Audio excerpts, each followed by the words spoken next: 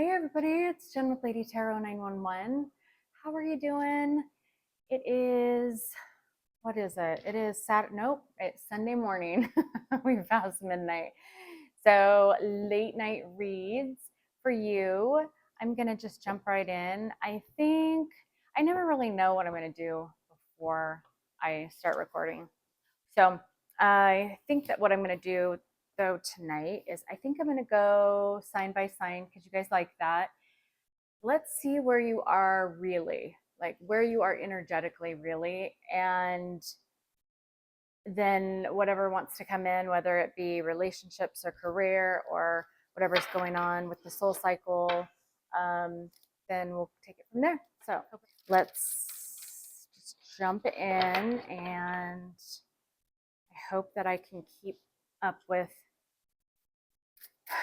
paying attention to the time. All right, so the oracle message for Aries. Where are you now, Aries? Bees, community. Okay. You are done with something, ending something. This is a 37 card, which is a 10. Let's find out where your archetype is. So this is going to give you this is like a an assessment of what type of I guess where your energy, okay, try again, Jen. How your energy can be classified into like a certain type of energetic profile. Okay, so stick with me here, and you'll see what I'm talking about. I'm actually gonna do. Oh, this one doesn't matter. Okay, I knew one of my decks. It didn't matter if I flipped them or not. Some of the oracles I'll read upside down, or in reverse, I should say, but just not tarot. I don't like to read tarot upside down or in reverse. Stop saying upside down, Jen. Okay, so Aries. What archetype energy is Aries in at this time?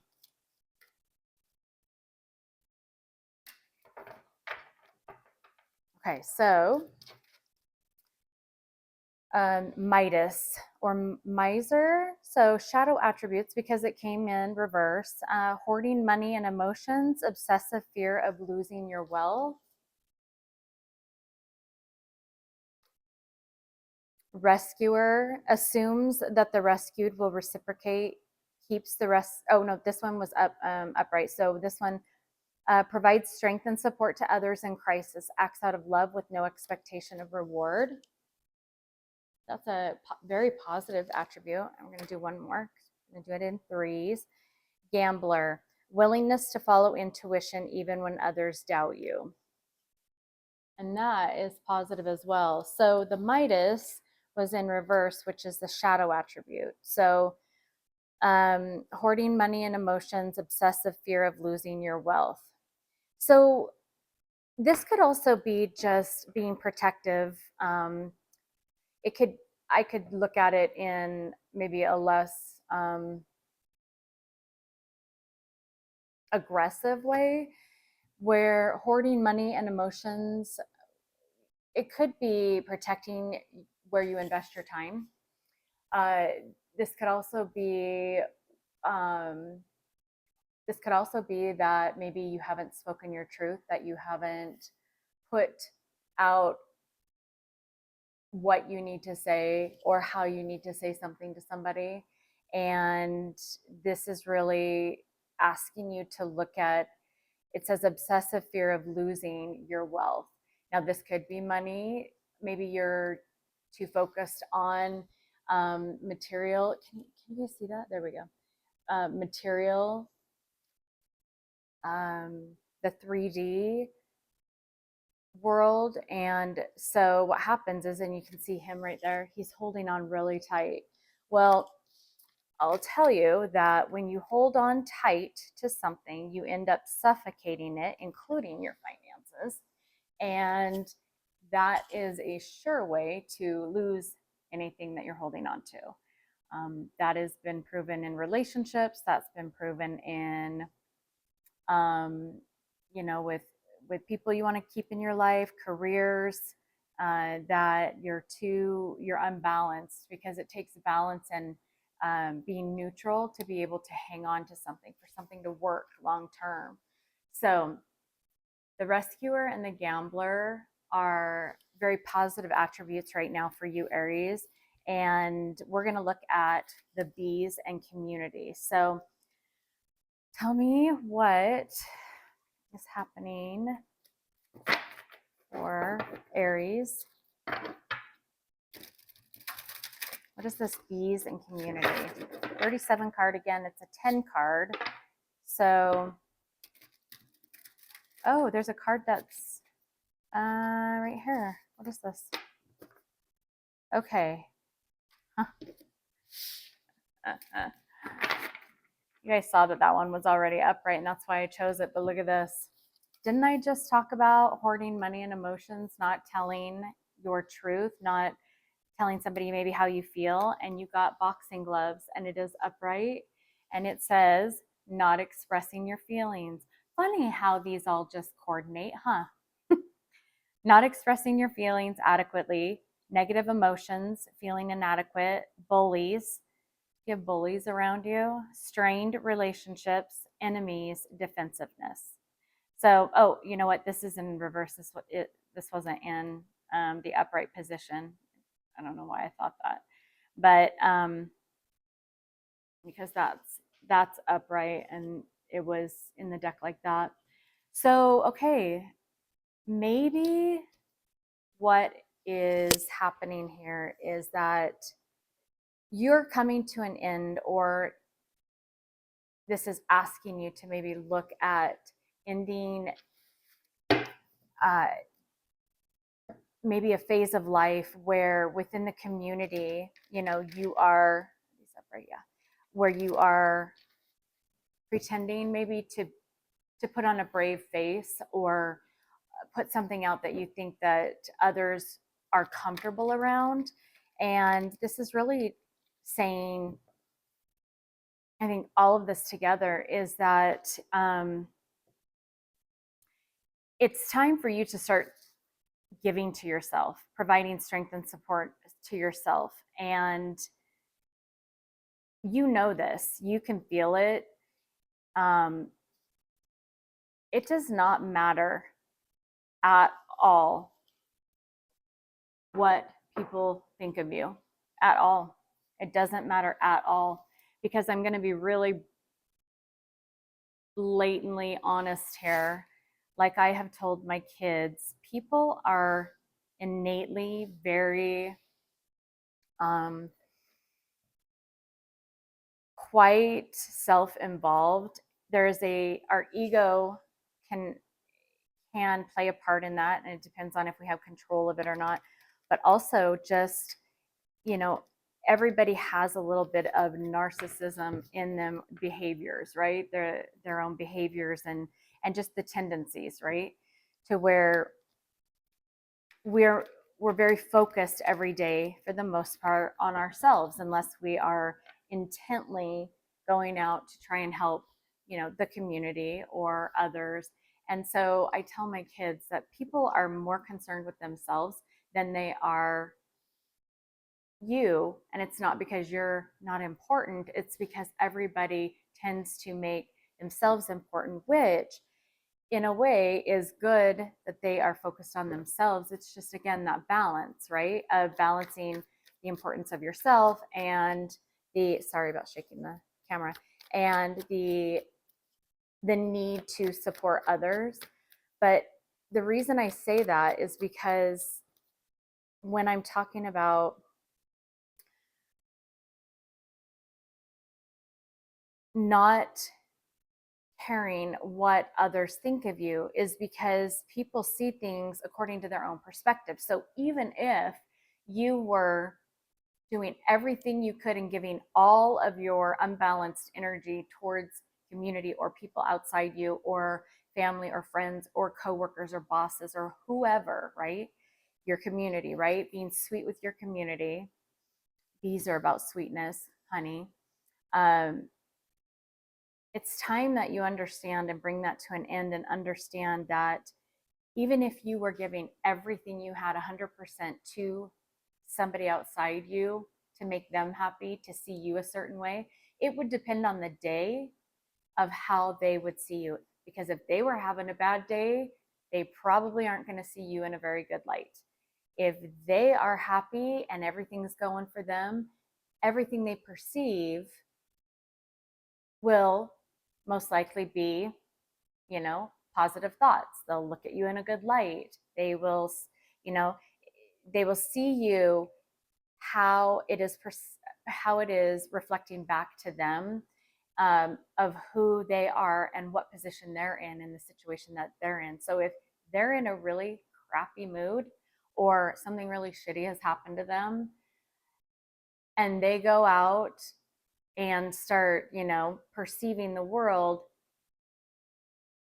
that energy is portrayed outward. And so most likely if they continue in that negative mind frame, then they continue to look at people negative, and they won't see you in a good light. They won't be impressed by you. They'll take offense to something, right? Because of where their perception is. So it doesn't matter. It doesn't matter what you do.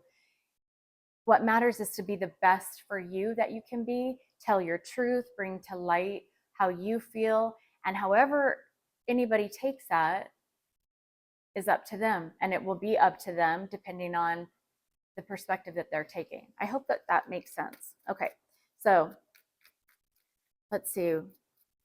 Show me the message you want me to give to independence. Finding your voice for yourself, okay? Yeah, in the midst of competition, so many people, there's a lot of people around you too right now who are really climbing on one another or this could be your person, right? If we're talking about in the soulmate cycle, that are really climbing on each other and using each other as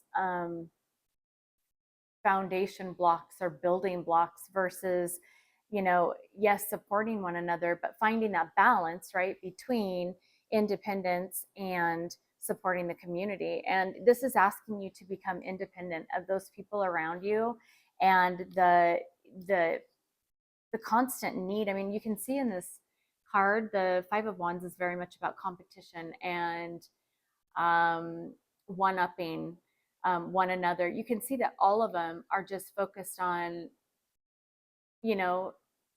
they're not helping each other. They're not supporting one another. They're not lifting one another up. This card is about solely selfishness, right? Selfishness and trying to one up somebody else. This one is solely about selfishness, but in a different way. This is about independence. So this is really asking you to find a balance between being a miser and holding back from everything, to where even the good stuff that you could be giving to, or that you could be inviting into your life, it's off balance. Balance between the miser and the rescuer, right? And just become the gambler. The gambler is one who uses their intuition. So on a day where you need to help support somebody, then be there to support them, right? Buy them a coffee. But put down the gloves.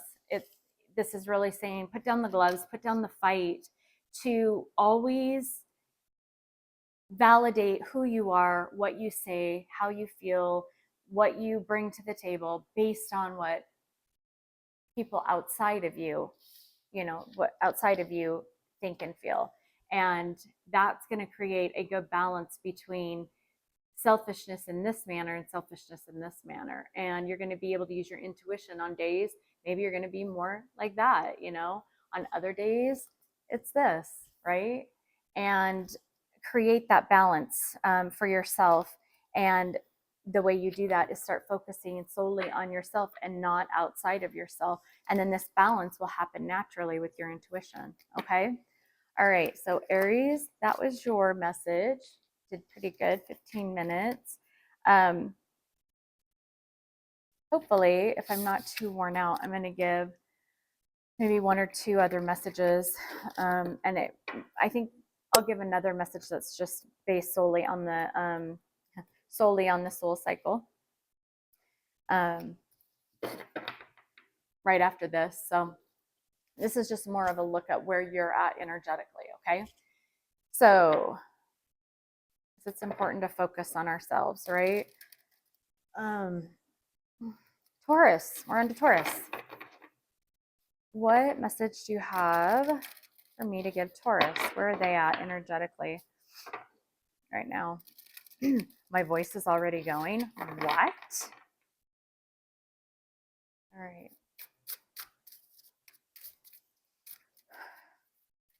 What message do you have for Taurus?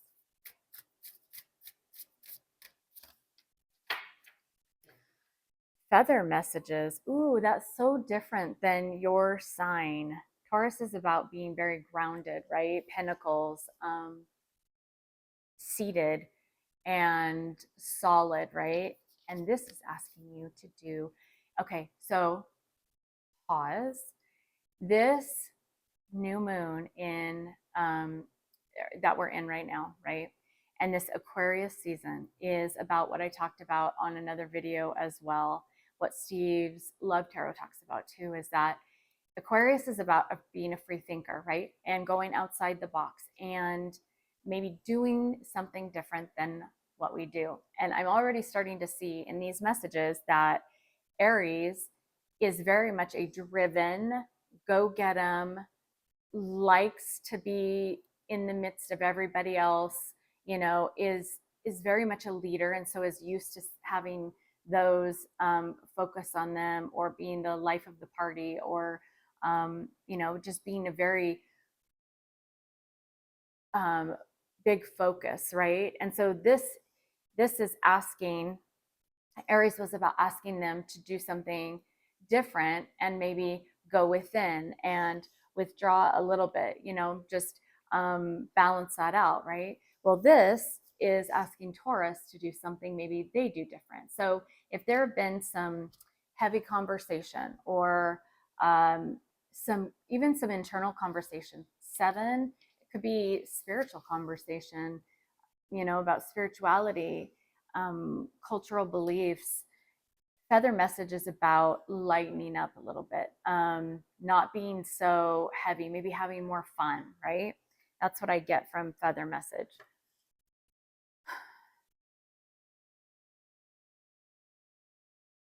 Light as a feather. This could also be where you need to be looking for signs and synchronicities. And one sign that your ancestors are around, you know, the energy is feathers. If you find feathers, if you come across them, I keep finding them on my clothes, little tiny white ones. So I know that these little signs that is said to be our ancestors and that energy that surrounds us, and that the ancestral energy right now is really really heavy in this energy right now. You could have dreams of your ancestors, those who have passed on, who are really trying to guide your path, put you on the right path, you know, steer you exactly where you're supposed to be going, right? Let's find out what your archetypes are, Taurus. Okay, so this is in reverse. So the reversals are also written upright, so I have to turn them. Making up tales that harm others is a shadow attribute of a storyteller. Now, okay, how I could assign this, I guess, if this is your energy or your, if you connect to this, could just mean maybe you're not telling others or bringing to the surface how you really feel about things in your life, right? However, so that's interesting. Storytelling was up. See, I keep saying upside down. There's something about upside down. Something, maybe you're thinking, maybe the collective is thinking things that are upside down, and they are upside down. They need to turn them upright. What I mean to say is reversals, right? So this storytelling was in reverse. However, king is upright. So king archetype is the light attribute is enlightened, benevolent leadership, benefiting those in your charge. So you could be a boss that is very much in control and, you know, running the ship, running a tight ship. And maybe this is saying, you know, maybe at work, messages that are coming across maybe could be a little lighter, maybe not so serious. Maybe they just need to have that balance between too much, too grounded, and too playful, right? And have that professional, you know the correct timing of um uh when to make a joke, or when it's, you know, serious. Maybe talking to a coworker, but just putting ourselves in check where there is a balance, right? And ooh, femme fatale. So that one, I love that card though. I love black, white, or yeah, black, white, and red. Um, Highlights the erotic energy of the feminine, opens your heart when your dependency is rejected. Wow. So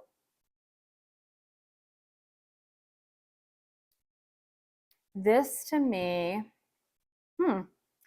okay, so what I find interesting right here is that feather message and storytelling are the same colors. You see that? So they tie together.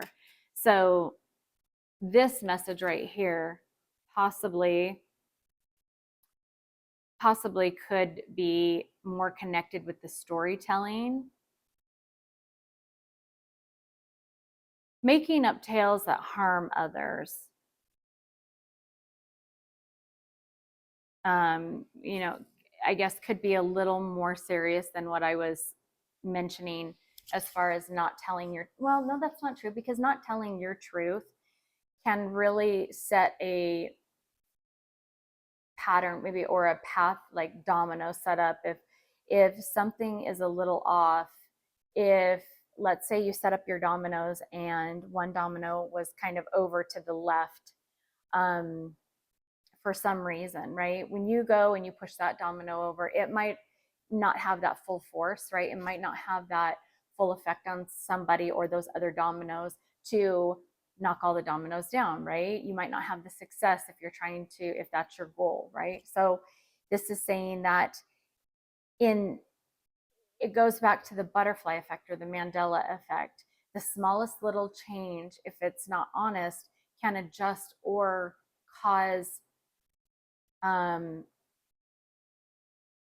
the whole world to shift, our futures to shift, anything to change, right? In just doing something a little, different. And if it's not honest to who you are, then it puts that energy, that you're putting out in jeopardy of maybe things not being the truth, and that trickling through, the whole butterfly effect, the Mandela effect, affecting somebody else.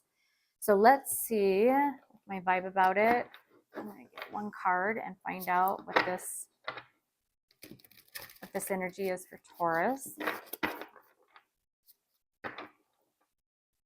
Tell me about Storyteller King and Femme Fatale for Taurus. The King and the Femme Fatale are very opposites, right? The King is a mastering type of energy, being a leader. This could be where maybe Taurus, this is saying that you have some very, maybe when we're rejected, sometimes we kind of overshoot the goal to prove it to ourselves and potentially to others of the the need to prove, because you know how important you are, you know your value, and we want to keep that in balance as well, because again, like I was telling Aries, we don't need validation outside of us. And so when we've been rejected, a natural path is to maybe put in a lot more effort into maybe being somebody that you're not, or be doing something that you're not, that you typically don't do. Now, in Aquarius energy, like I was just talking about, maybe if you're very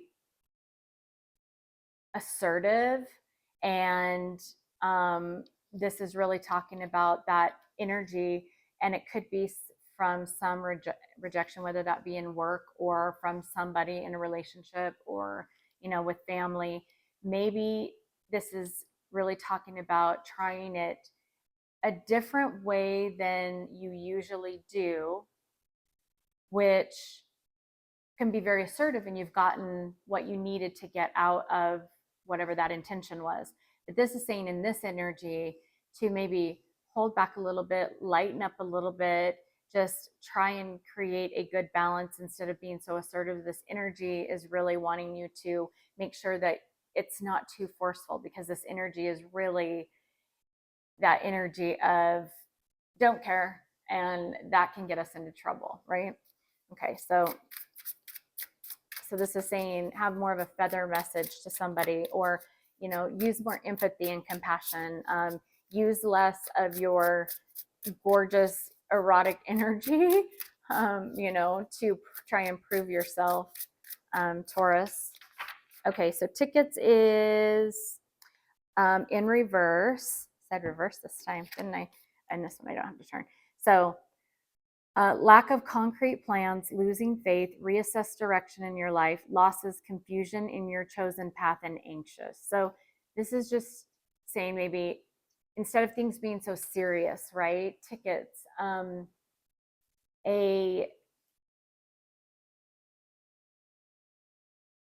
what would I say about tickets?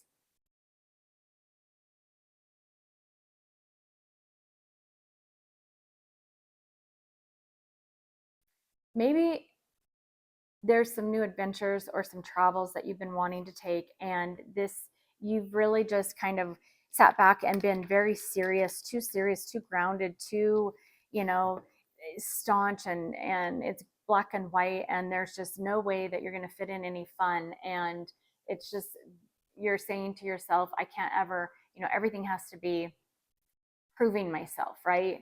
Proving myself. And this is saying that this energy that you're in, where it gets real confusing in your chosen path, because it's so off kilter. You could be focused too much on proving yourself, maybe in trying to validate yourself, and maybe the stories aren't exactly accurate, or the messages are not exactly light, a little lighter, right? Because you are this king, and it is said that a king needs his queen to find that balance, right? So it doesn't matter gender. King, you can be female and be in this king energy. You could, femme fatale could be male or female. Gender doesn't matter. You could be in that king energy, but kings also need balance. Kings need their queens to balance them out. And when they don't have that, they can be very rigid in the way that they do things, the things that they say, the things that they handle, right? And this is really just saying that can get very confusing in your pattern when you're just so much like that, or behaving that way that is just so natural, that you don't see other things in life that maybe could help benefit you, or that could bring messages and lessons that you could benefit from learning from, right? So what is this about? Yes, stability. Look at this, 4 of Wands. So being very, very, very secure and very stable. Yes, Taurus, this is you. You're grounded. You're very good at that. However, this could be with, okay, first of all, this could very much be twin flame directed, because these are the two twin flame cards, the Two of Cups and the Four of Wands, which is the four pillars, which is the 11-11, the 2 and 2, the balance, right? This is talking about balance as well, balancing yourself in maybe, and this is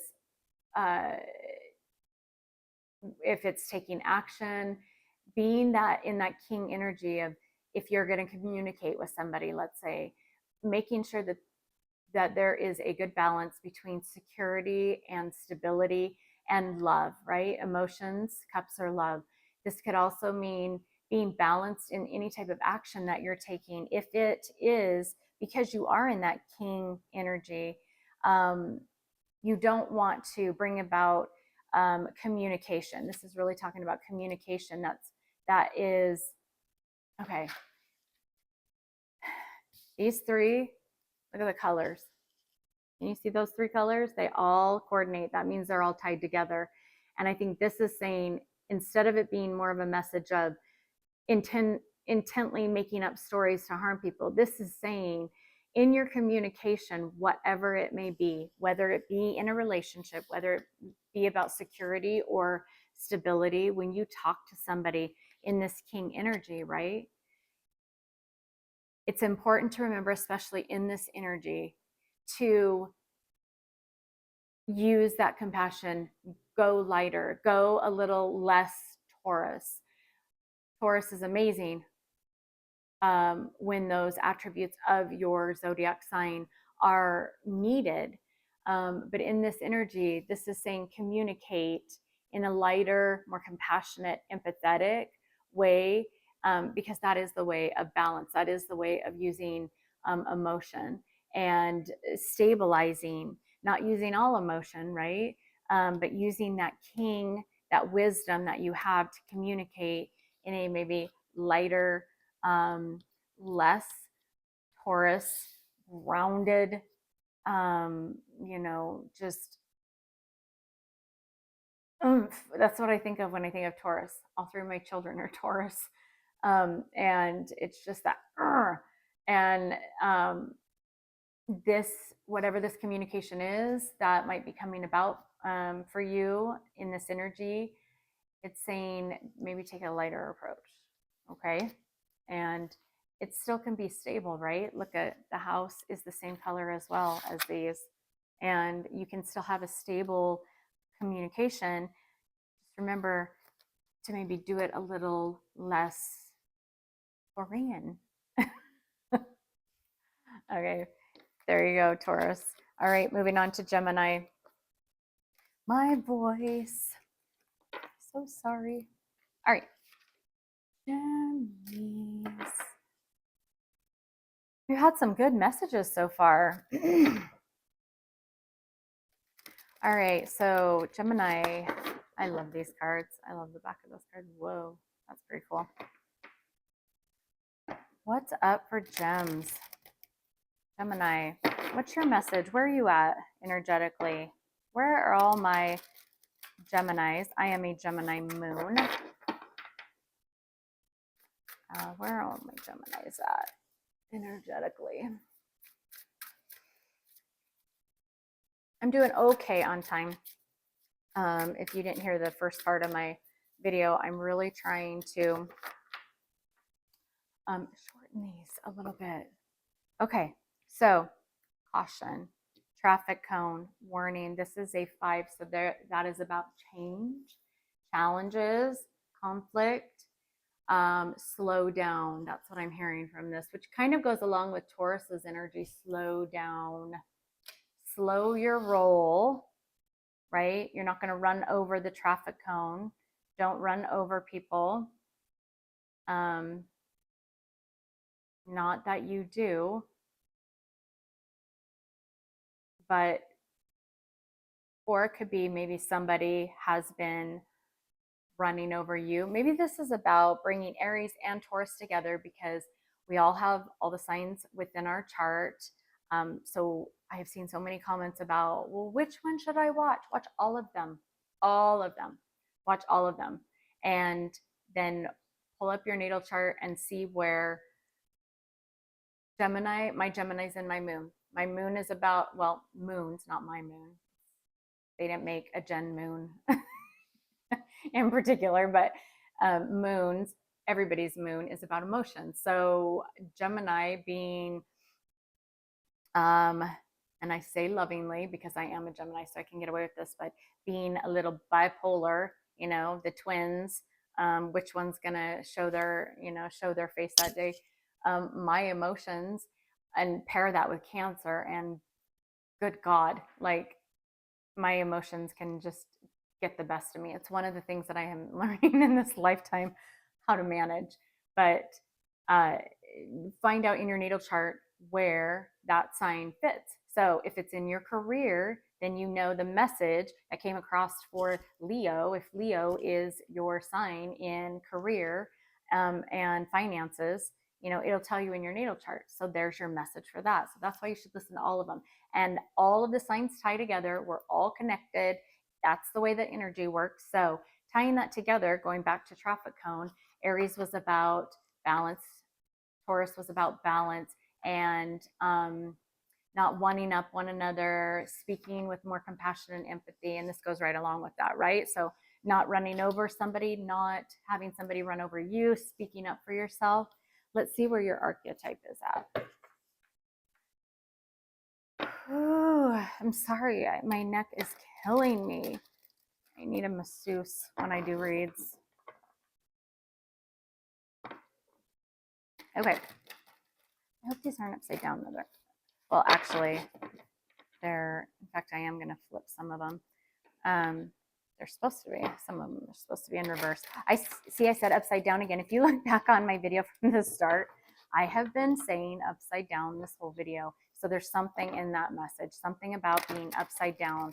Maybe you're upside down in your finances, collective, maybe upside down in your emotions, upside down in the way that maybe going along with, if we're talking about everything being connected, and past messages that I've just done recently talks about things not being seen or understood the way that they're meant to be, right? So that could be what upside down is, right? Things are a little upside down, not being understood the correct way, or somebody, right? Okay, so what is Gemini's archetype?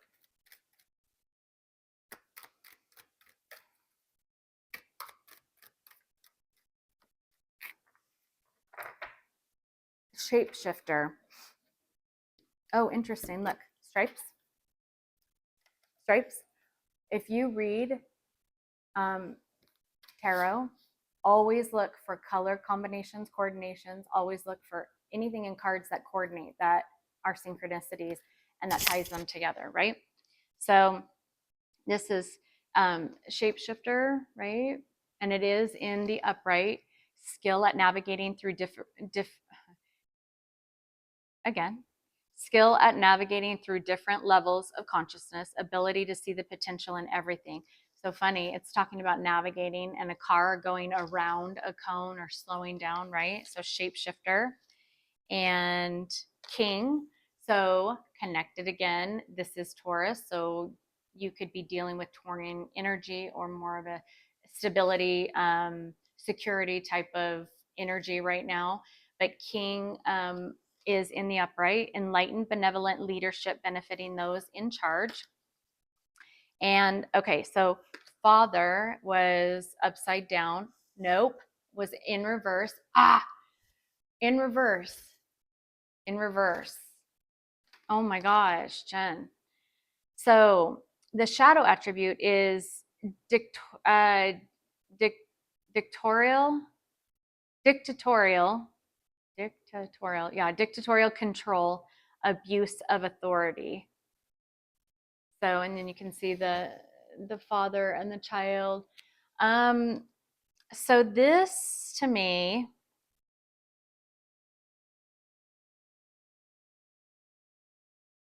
could be with this king energy. This is about, okay, so again, this is about finding that balance between being a leader and being too much of a leader and being abusing any type of authority that you might have, or somebody around you, your person, or just around you, maybe a boss or somebody that is in your energy field could be abusing their authority around you, right? Okay. So let's look at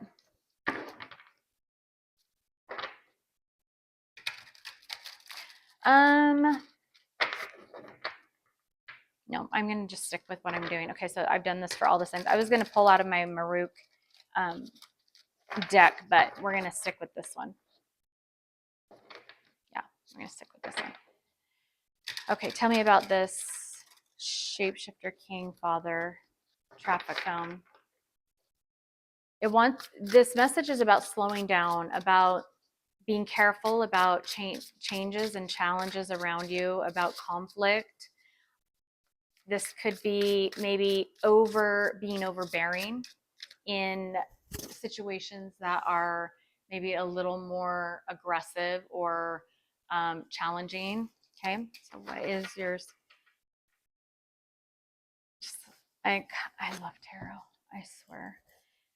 Okay, so remote control was in the reverse. I'm really having to focus on that.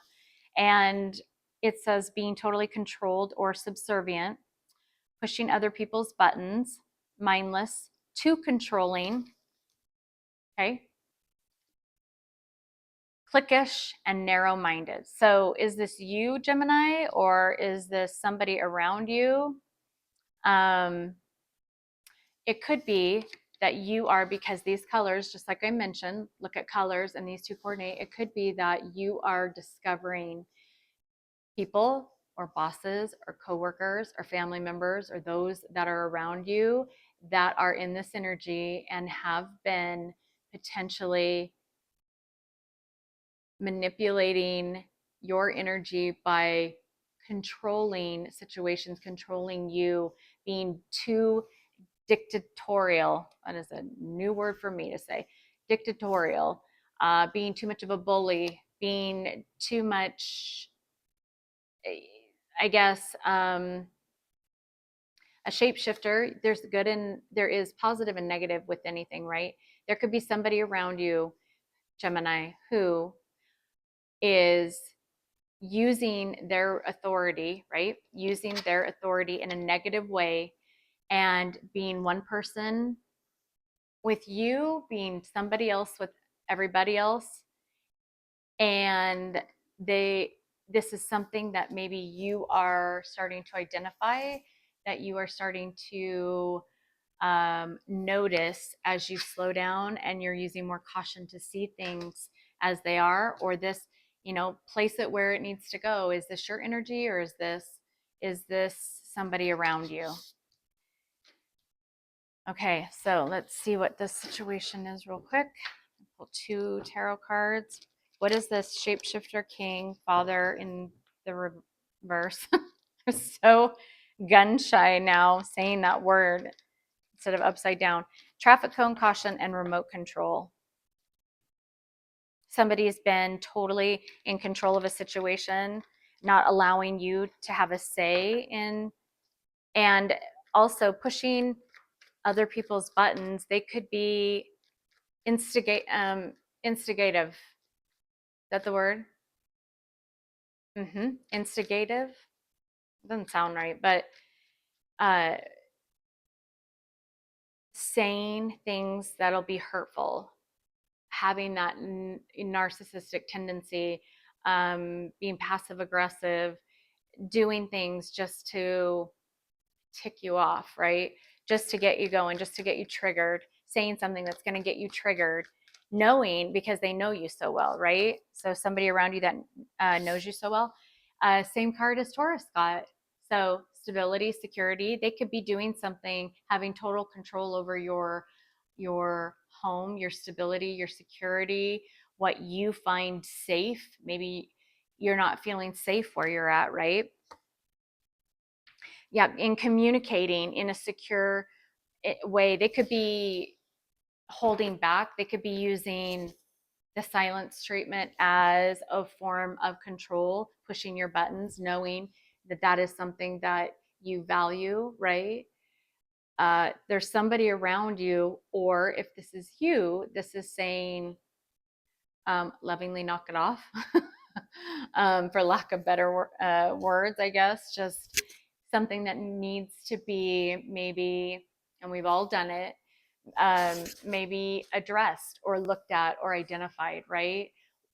Look, I doubt that my family, my soul family that's here watching this, because we're all about empowering ourselves and bettering ourselves. I highly doubt that this is what is something that you're doing or the energy you're in. I take it more of an incoming energy or an energy that's around you, whether it be at work or family. But this is saying to be mindful of that. Just slow down and maybe identify those people around you who are being shapeshifters, being one person. Watch them, watch who they are with somebody else, and then identify how they are with you.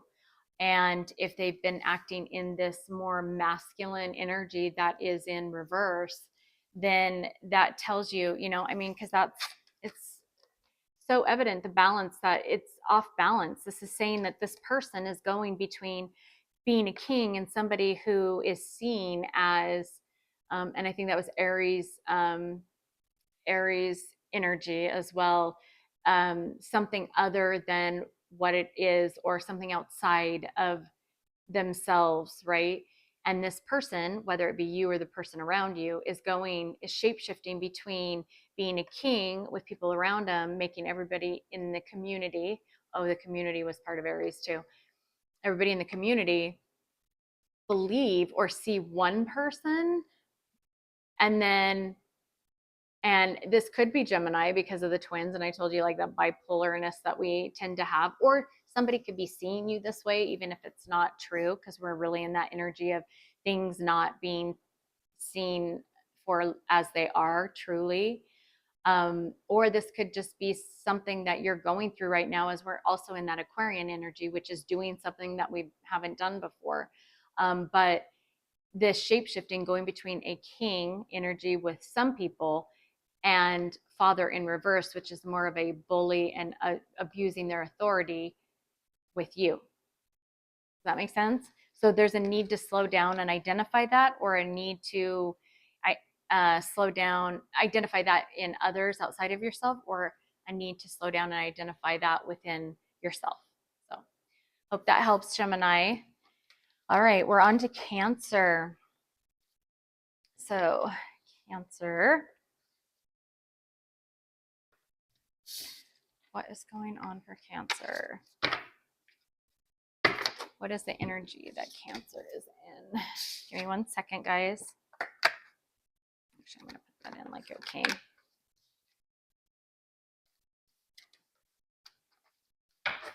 All right. Hi, Cancer. Not doing too bad on time. I'm trying to make these a little shorter. So this is about where you're at. Where are you at, Cancer, right now, energetically? Where are you really at? Like, what's really happening? What's really going on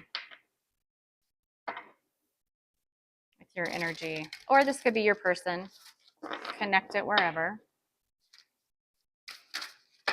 Whoa, whoa, and whoa. That's too many. I'm going to take the first one that came out, because I'm only taking one for each sign. So, globe possibility. Are you traveling, Cancer? This is a 4. Creating stability. This could be creating stability with your words. Could this be your career? Are you traveling? Are you going global, international, in something that you're doing? Are you coming full circle or closing up a cycle? Because that is round. Globe possibility. You have the potential to go international, to go to travel, to take a situation, take yourself to places maybe you've never been. Maybe. Okay. All right. Let's see. Hold on just a second. I'm going to get on my knees. Oh, okay. This is a high bar. Hub tables. Okay. So we're going to look at your archetype, Cancer. Are you ready? Okay. What is Cancer's archetype? Well, we'll start there. Okay. Healer.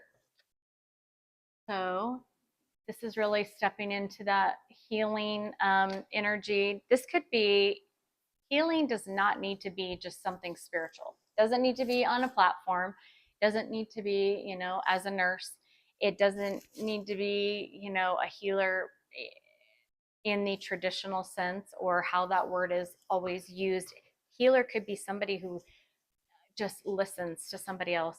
A healer could be somebody who shares their time with somebody, you know, just giving of their time. A healer can be anybody who offers a part of their energy to somebody else who might be in need of that, right? It says passion to serve others by repairing the body, mind, and spirit, ability to help transform pain into healing. So helping another transmute, right? Okay, so then you got gambler in reverse. So relying on luck rather than hard work.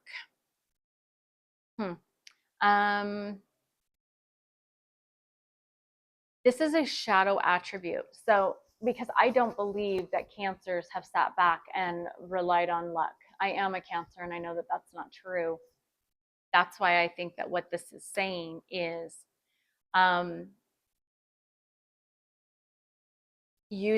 we need to be using our intuition more. Cancers also, I think Cancers can at times really put a lot of faith and faith into hope and hoping that things are just going to work out and end up, unfortunately, you know, loving somebody too much or giving of themselves too much. Or so this was in reverse though, or yeah, in reverse. I keep saying upside down. If you listen to the beginning of my videos, it's kind of funny. So giving too much. And if you look at the picture, he's not needing to see where he's going. He just has his arms outreached, right, to help, to give. But he's not looking, he can't see. And so to me, that really identifies how Cancers can give very freely, but then they also leave themselves open to a lot of pain or people who take advantage of them. They're not always victims. I'm not saying that. They're not, and you know, I mean, we all share the same type of tendencies, the same type of behaviors. Cancers have a very big heart. They want to help everybody, and sometimes Cancers can use that in a way inadvertently, or you know, not intentionally, but that's part of their shadow work, is that they need to identify that maybe being that rescuer is a way that they're trying to prove themselves to other people outside of themselves, which is not needed, because we don't need to prove ourselves to anybody but ourselves, right? We are our own competition. Competition is not somebody outside of you. Competition is within you, is within let's see, oh gosh, Spiritually Fit Christina had just posted a post stating and it said competition. She got a clip that says competition is not somebody else. Competition is the daily decisions, behaviors, and I'm destroying it, but basically the decisions you make for yourself, the goals you make for yourself, the behaviors, the attitude that you make for yourself, you are your own competition, right? Okay, and then what's the storytelling? Gemini, got this. So you could have or be dealing with Gemini energy, storytelling, but you got this in the upright, light attribute, ability to experience and express life through stories and symbols. So helping others, maybe you could be writing a book, you could be taking a platform globally, internationally, maybe seen by others outside of your area. Maybe you're taking your story on the road. Maybe you are helping others outside of your normal vicinity. You have this ability to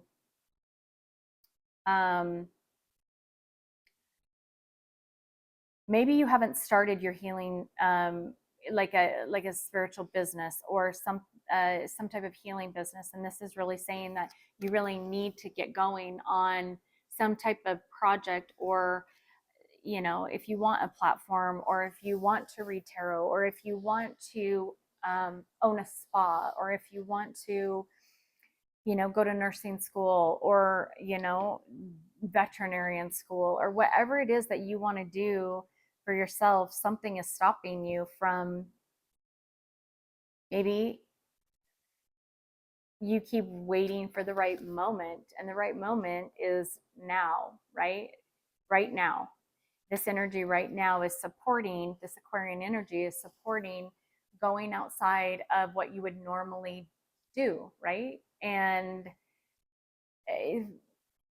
seeing that there's possibility outside the box. Okay. So I'm going to pull a vibe about it card, and let's see a little more about this. Tell me about healer, gambler, storyteller, and globe possibility for Cancer.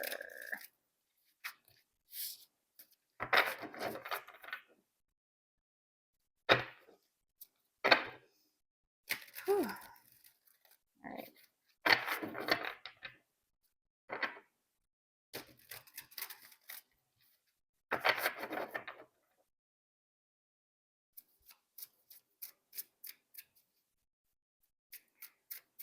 Cancer. What is this? Globe possibility, healer, gambler, and storyteller.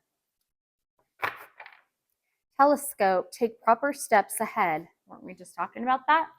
Hopefulness. Analyze the situation closely. Be optimistic. Bright and content attitude. Peaceful phase. We were just talking about that. You have star potential. I was talking about hope, right? And when we're talking about stars, and the star card in tarot is about hope and possibility, these both tell me that there is some farther reach that you are touching, whether that just be in your ascension, you building yourself, all the while building others. You could be, you have the potential, reach for the stars. What is that saying? When you, if you, Steve's Love Tarot, he says it, when you are reaching for, when you're reaching for, or when you want the moon, reach for Mars, or something like that. It basically means reaching beyond what you think is the potential. Maybe you're relying more on luck than getting going on something, because you have real doubt, or you have something that's holding you back from actually being able to see, right? Telescope, see your potential, see hope, see the stars, see things that you are being supported by the universe in achieving. Okay. So then tell me about this for Cancer. Where's Cancer at energetically? So maybe really looking at that shadow within you that is holding you back, that confidence, because you have an ability to tell a story that helps others reach for the stars, reach for their potential, see their own possibility, and through that helps them heal, right? Okay, let's see what this is. Tell me about this for Cancer. Oh. And in doing so, what is this one? Sorry. Yep, this card has been coming out for everybody, not only creatively or within yourself, right? But also you have the potential to create a great stability and security for yourself, for your family, and just a solid structure of a career or a project, a business, a side hustle, right? And this is about curiosity of, through this curiosity, this knowledge, look, she has a book in her hand, right? So through this potential, all these bright ideas, this creativeness that you have within yourself to create these projects or side hustles or within your career to become a healer, this is going to bring you complete emotional happiness. This is also going to bring that family, that togetherness. This could be friendships or with your own family or within a work environment. This is going to bring you complete emotional happiness. 10 of Cups is complete emotional happiness within, and stability within whatever your dreams, wishes, manifest, that you've been manifesting. And it's going to be through your ideas and creativeness. And this is really shining the light on this for you, is to really look at that, look at what you can put hard work into, and it's saying, it's already giving you your results. The universe is already saying, these are your results. This is going to be your results if you do that. You will be supported by the universe. You will be granted those dreams and wishes and the manifestations that, or the opportunities, what you want to see come to fruition is going to manifest for you, right? If you take those steps, and you can see he's starting to take those steps. Cool. All right. Okay, that is your message, Cancer. Get going. Get going. Literally, it's stepping into the unknown. I remember starting this channel. I'm only, and it's not only, it means everything to me, even 1 subscriber, but I'm up now past 600. And I'm so grateful for everybody. And I just remember back the first day that I started going, and yes, I'm nowhere near where anybody else is, but that doesn't matter to me, because I'm just so happy that I took the first step. And you can too. Just take the first step and see where it takes you. This has been taking me a long time, a lot longer than a lot of other people, but I've had things, my life is different. My situations are different, and things have, stood in the way, or I just have gotten lazy or whatever. And that's why it hasn't gone, as far as somebody who maybe can get 100,000 subscribers in, or, have 1,000 videos out within a year. My life has taken different turns. I've had different challenges. And anyways, not to preach, but just to say, all you need to do is just take the first step into the unknown. That is all it takes. All right, moving on to Leo. Okay, Leo, we're gonna start here. All right, we're not doing too bad. Okay, so where is Leo at energetically? Where's Leo at energetically? Where are you at really, Leo? That is the question. Where's Leo at really? At this time, where's Leo at really? Energetically. Transforming is what you're doing. balancing. This is a 22 card. This is in security, stability, becoming secure, stable, confident within yourself. Metamorphosis. This is the butterfly effect, Mandela effect, right? Butterfly, creating, changing you and becoming very balanced within yourself in all areas. This is very much Empress, Emperor type of energy transformation. This can also be transformation is very much Scorpionic energy, right? Death and rebirth. This is about coming out of the cocoon, coming out of the hermit mode, and really transforming your life. We're in a new cycle, transforming your life, creating what you want your life to be. Okay, so let's see where your archetype energy is at right now. That's beautiful. Butterflies are so sweet. Your heart chakra is completely opening, and I know that because green is heart chakra, and look at all that green. It takes up all the card pretty much. So that's cool.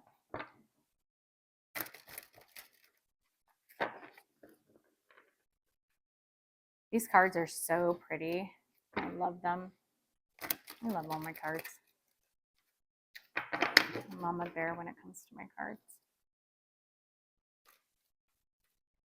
Okay. Where's Leo's archetype energy? Sorry about the wiggling the table.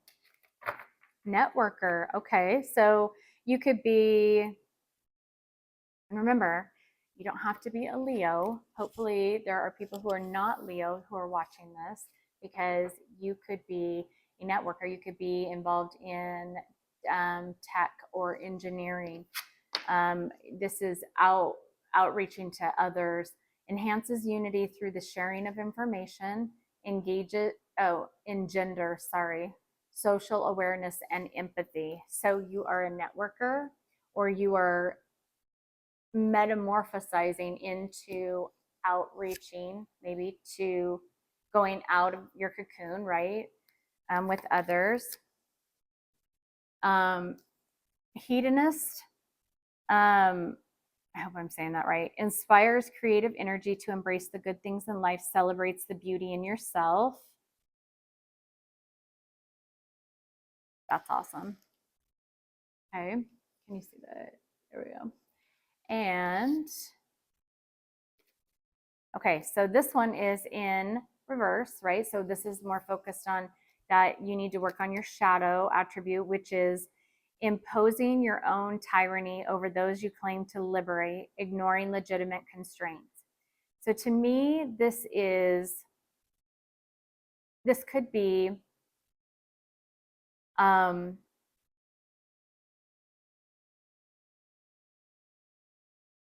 getting a couple things here.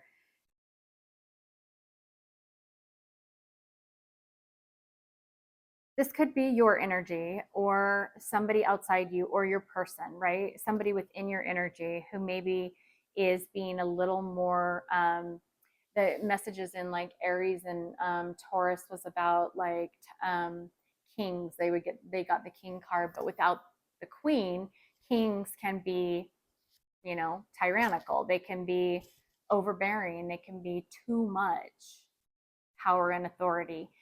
This is really saying that either you or somebody around you is, oh, you know what this is saying? I think this is saying that, first of all, I think that putting these two together,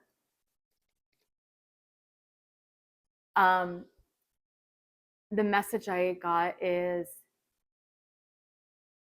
now Aquarian energy is about doing something outside the box, doing something that we wouldn't normally do. Leos are very powerful and they're forthcoming, and Leos can very much share a lot about themselves or the situation. Leaders, good leaders, talk about the plan, talk about, a good captain or a good leader, maybe in the military, you know, wants to make sure that the communication is transparent, that everybody knows what they're doing, that everybody knows their role. And a leader like Leo would be somebody who was a boss or a elite, leader in an elite leadership role, who leads those who need to be led, and do so by communicating clearly on what their role is, what everybody's role is, so that it runs smoothly. That's what a leader is. That's what a Leo is, right? It's a powerful lion, and it's having the bravery and the courage and the strength to lead.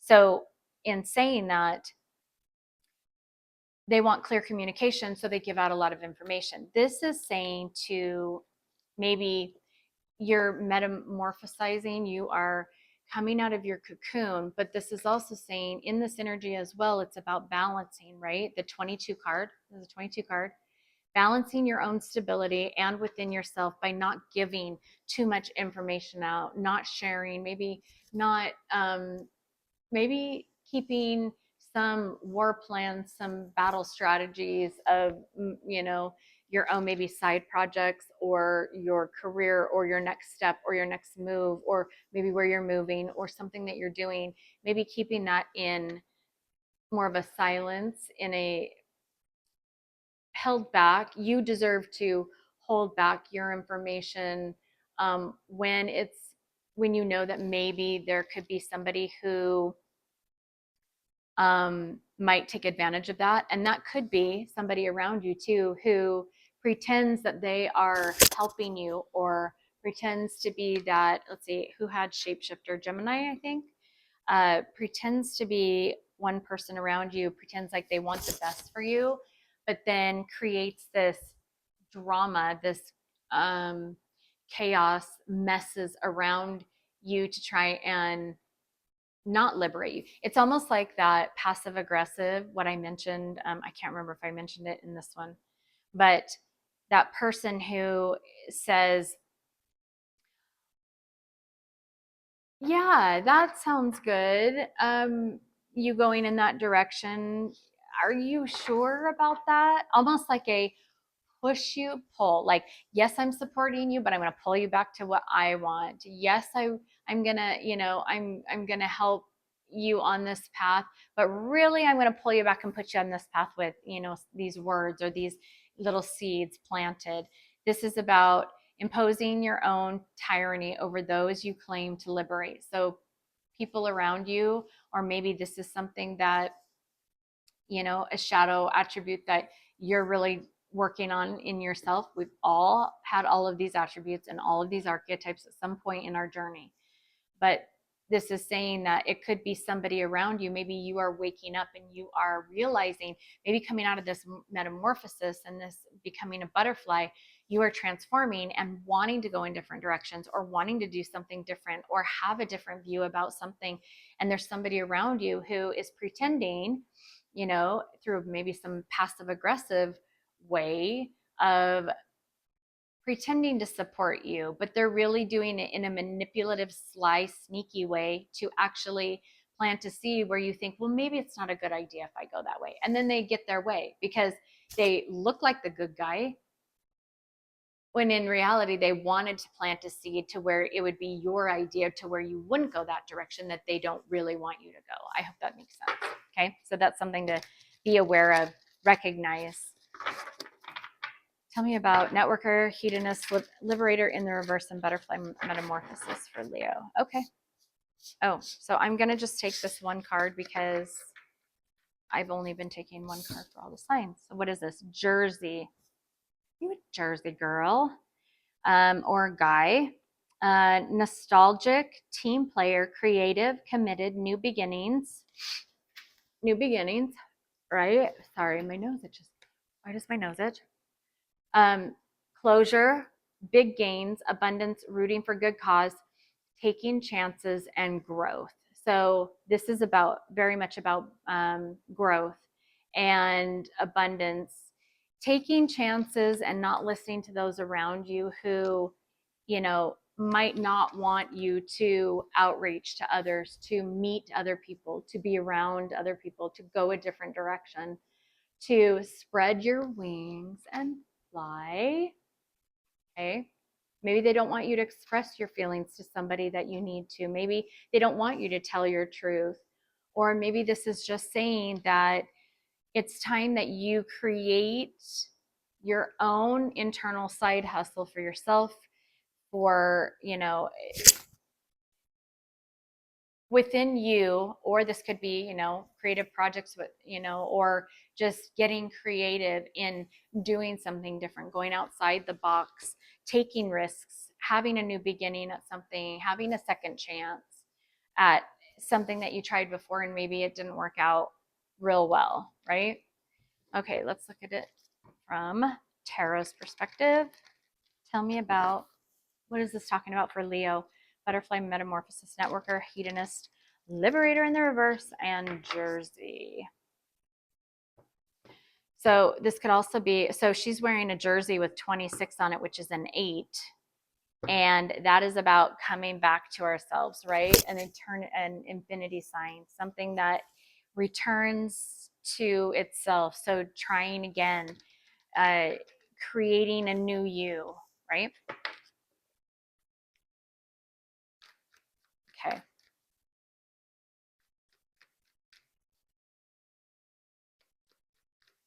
All right.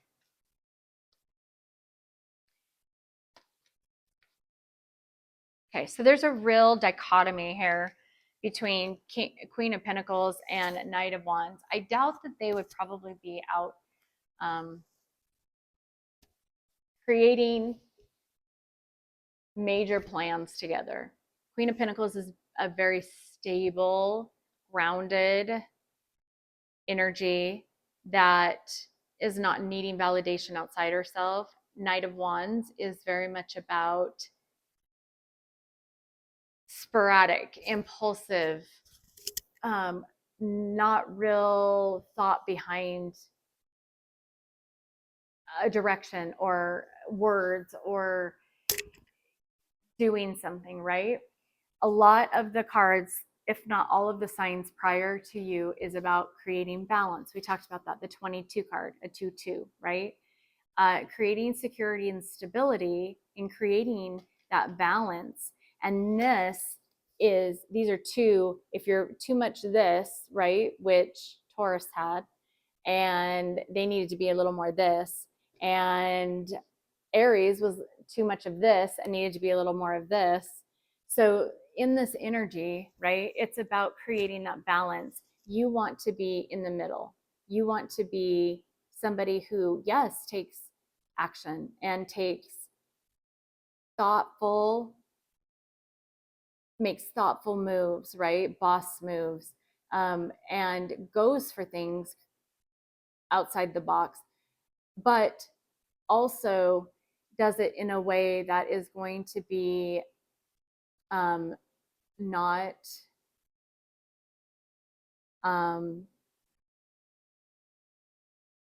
tyrannical, right?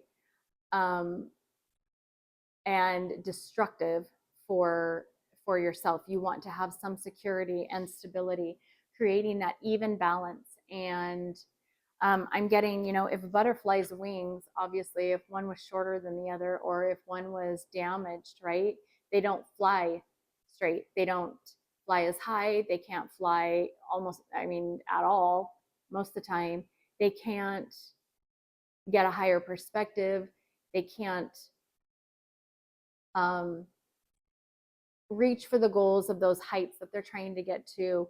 And so it's really important that both wings are balanced and that they are even, right? Because then that allows for the butterfly to get them to that highest peak, to have that bird's eye view or the butterfly view, right? Of being able to see things clearer, be able to see where they can find food and water and have that stability and structure. And this is what this is saying is create this balance. Yes, take these new beginnings and these big chances, yes, but also, you know, this right here is talking about balance as well between outreaching to everybody else, but not within yourself. And this is all within yourself, right? So creating a balance here. And if, oh, that's kind of cool. So when you do that, right, what are you creating? You're creating like butterfly wings, right? That's kind of cool. Just creating the balance between these parts of yourself, Leo, is the focus of where your energy is kind of guiding you, what your energy is, where you're at right now within this energy, this Aquarian energy. So I love that. That just goes right along with the other signs. So if you haven't watched them, watch them because they probably pertain to you. Actually, not probably, they do pertain to you, just somewhere in your chart that you have to kind of place. So there you go, Leo. Hopefully that helps you guys. We're on to Virgo. Okay, Virgo. What's your message? Where are you at, Virgo? Where are you at energetically? Really where you're at. Where are you at? Okay. Tell me about Virgo. Where's Virgo's energy really at right now in this Aquarian energy in February?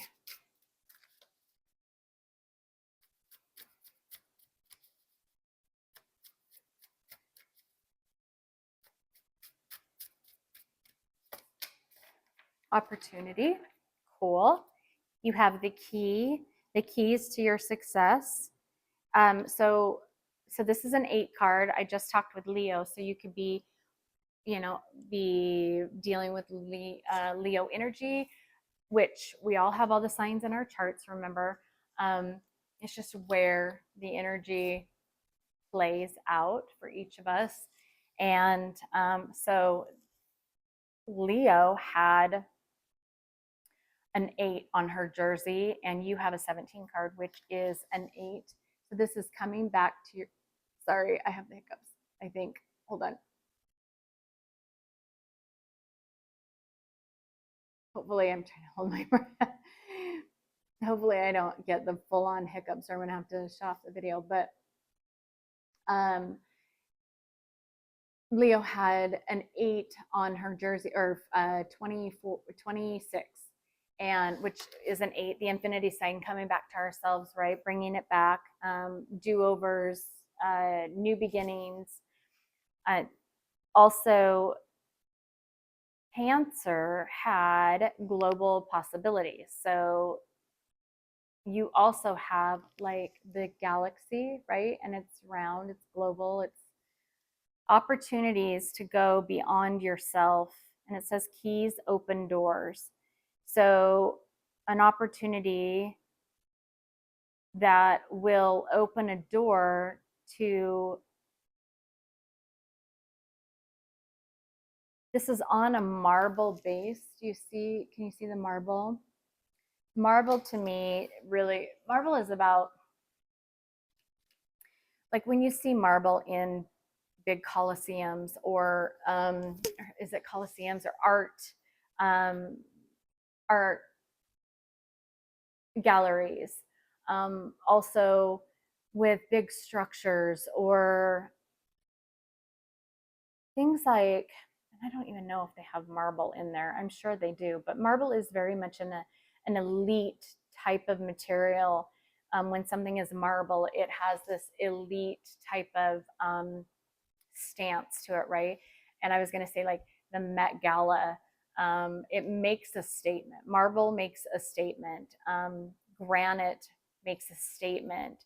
Everything does make a statement in their own right, but usually marble is in some of these more posh type of structures, right? And this is on a marble looking card.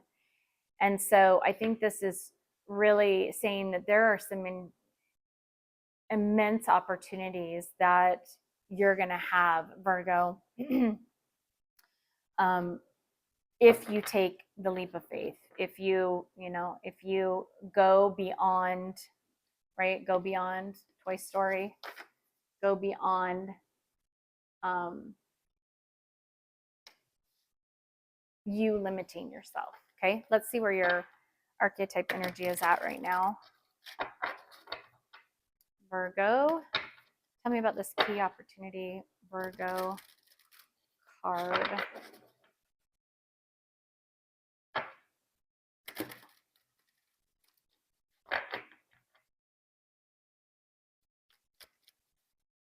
Tell me about Virgo.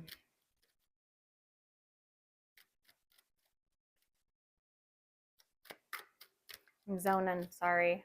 It's 2 a.m.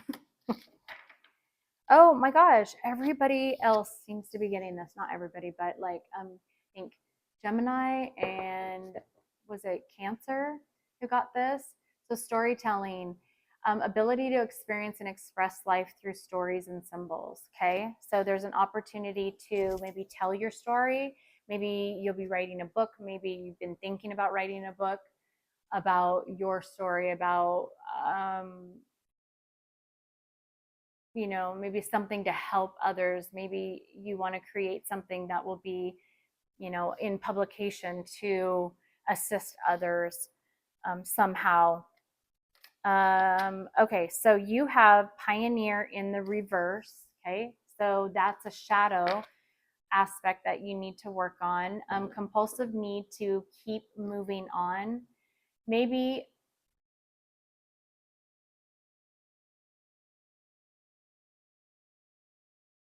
let's see. So maybe something new. There's an opportunity for you.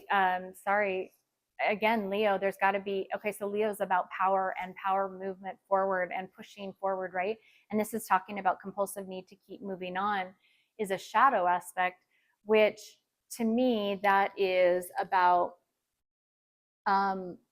maybe creating a new way of doing something. Again, like I've talked in the other signs about, this Aquarian energy is about doing something different that you don't normally do, doing something outside the box, creating something new, maybe a new book, maybe a new story, maybe finally telling your story, maybe bringing truths to light, taking the opportunity to open a door of a new creation, a new side hustle, a new idea of doing something. Maybe this is something that you're thinking about right now. Creating something new is going to bring you an elite opportunity, right? Okay, and then one more. Sorry. Okay, so you have another one in reverse, so another shadow aspect. This says victim. So this says playing the victim for positive feedback in the form of pity, inability to maintain personal boundaries. So this could be what I'm getting from all three of these is I think maybe not necessarily playing a victim, more of holding yourself, because you can see her holding her knees, holding yourself back, maybe out of fear of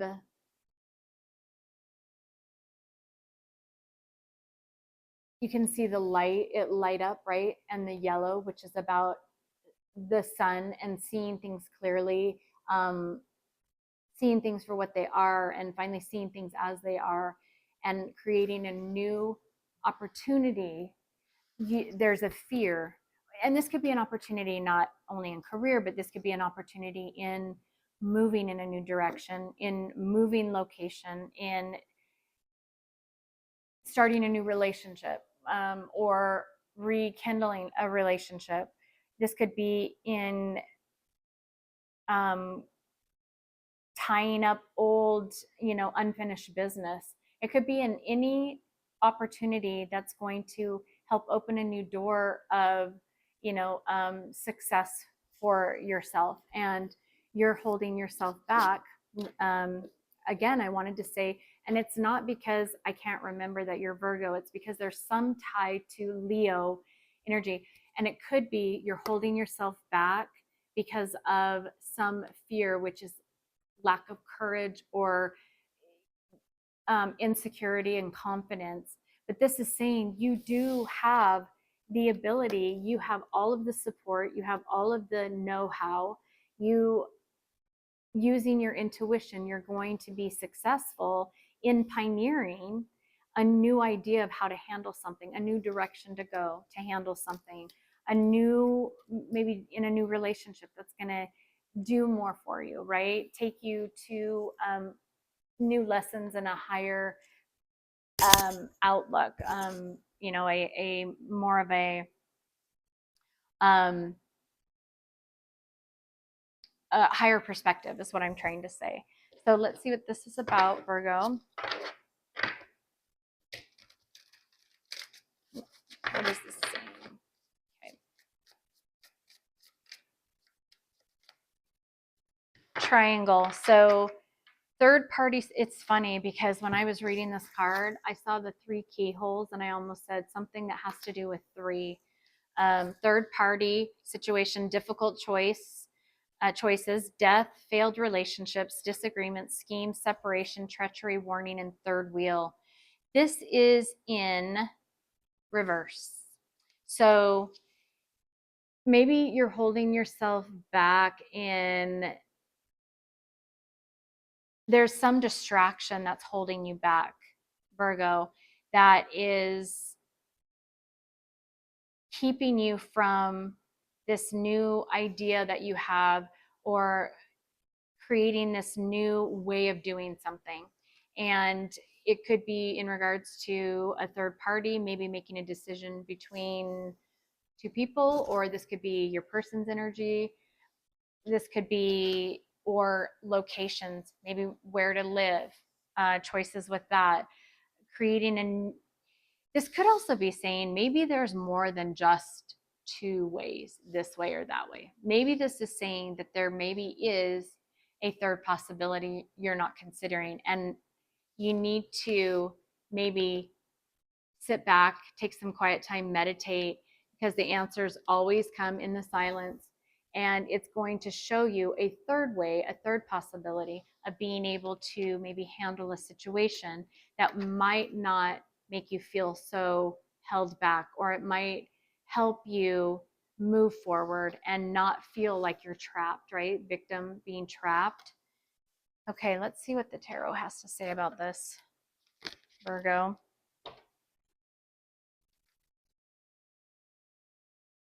This could be about childhood. You know, obviously our shadow is about downloads. This could be about separation anxieties, or about abandonment, maybe afraid to have a new creative idea or put yourself out there to do something different because of, you know, childhood wounding or childhood downloads of not feeling good enough, right? This is saying you have an opportunity. You have the key to open the door. It's up to you to use it, right?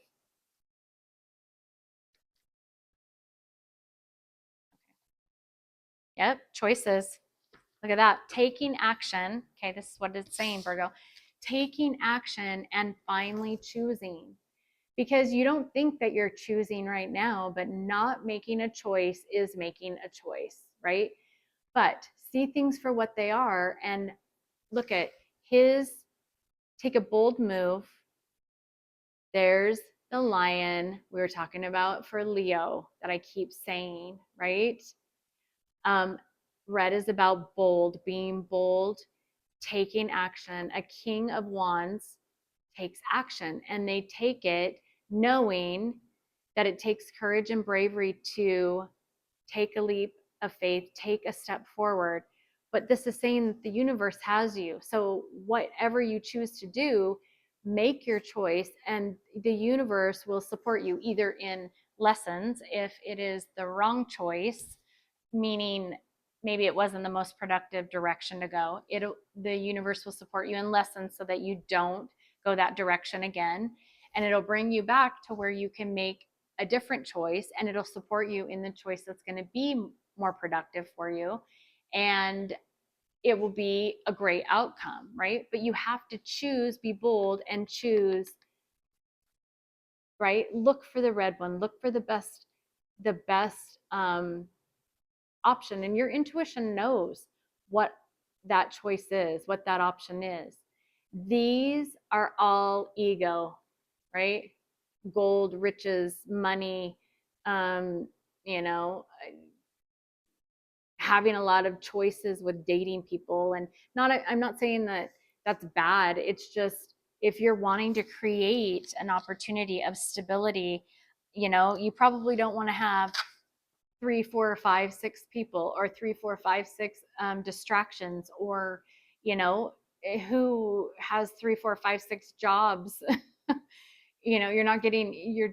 You're spreading your, you can see all of these little triangles within here, right? You're spreading your energy to where it's thin, and you can't give your most focus, the most energy that you have to something when you've got all these distractions, right? So, or all these cups, all these choices. Just start slimming down those options to the very best one that's going to serve you in the for the highest good for you, to get the most out of the choice you make, the most out of the investment, the person that is going to help you or guide you or support you the most, the job that's going to, take you furthest, or farthest. Um, you know what I'm saying. Anyways, so this is also about balancing, just like I've talked about with the other signs, because there's a King of Wands who's all about action. And this one, this guy who, can't make a choice, right? Two opposites, they're a dichotomy.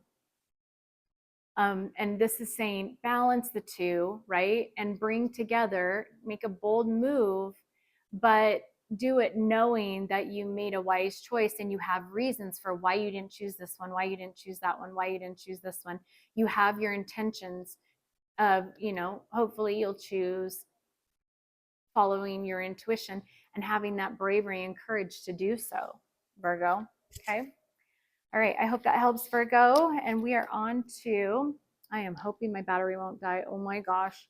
On to Libra. Okay, Libra, where is your energy at right now? Where are you at, really?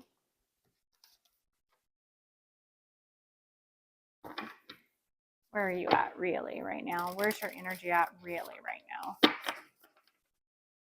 Where is Libra's energy at, really?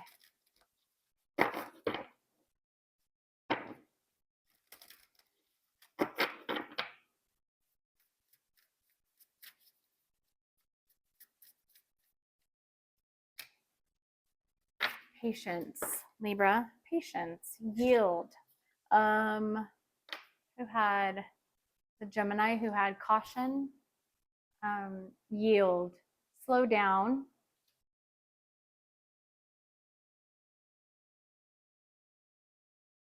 So this is a 3 card. There could be a third distraction, something that is causing chaos, maybe maybe an impatience, a come on, hurry up type of energy, that it's saying, hold on, maybe you need to kind of just slow up and think about things a little more. Maybe it's a decision you need to think about, or a direction that you're going that maybe you just need to hold back for just a minute, right? So hang on, let's see.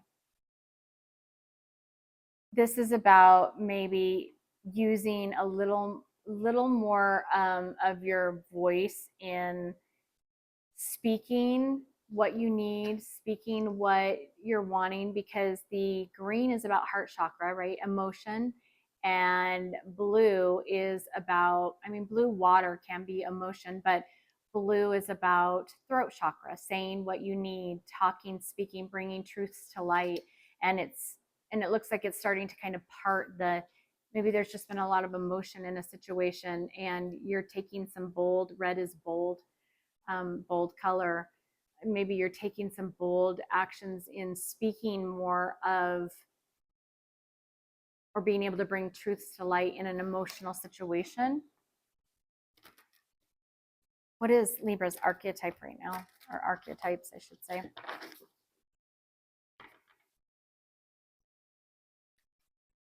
Did I already shuffle these? Yeah, I did. Okay, wait.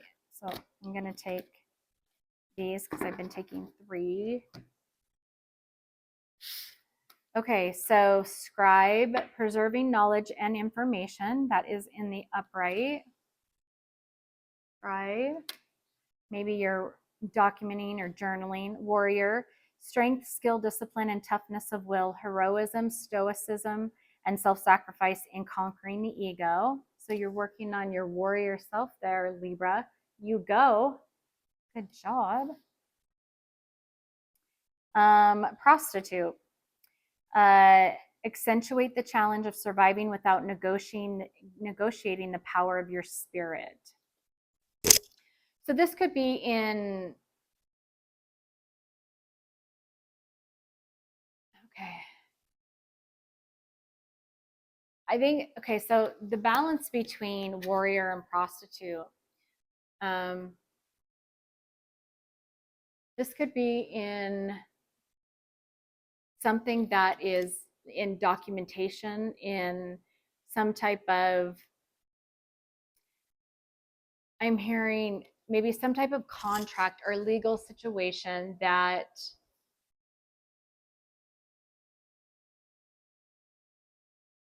maybe there's been some choices, and this maybe these contracts or this documentation or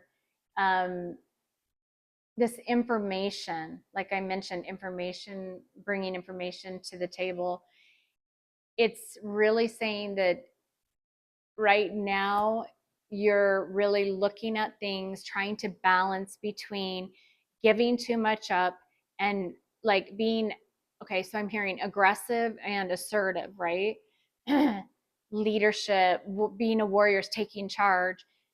This is more about being submissive and just allowing, like, this is leader, like lion and sheep, leader, follower type of energy, which we've all had all of these archetypes, right? And right now it's saying that, okay, and this could also be saying maybe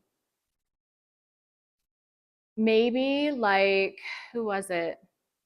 Was it Leo? Maybe Leo? I can't remember which sign, about preserving information or knowledge, holding back a little bit, not giving everything away, not, take some caution time in between both of these. It's funny that that little arrow kind of would fit right there, right?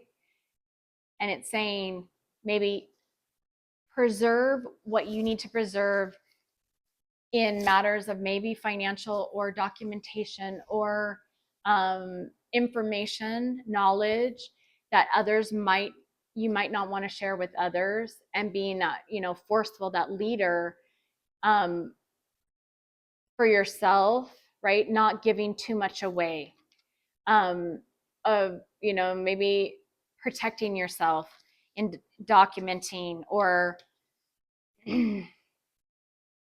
having patience with something, not being too forceful, just creating that good balance between the two, right? What is this talking about for Libra?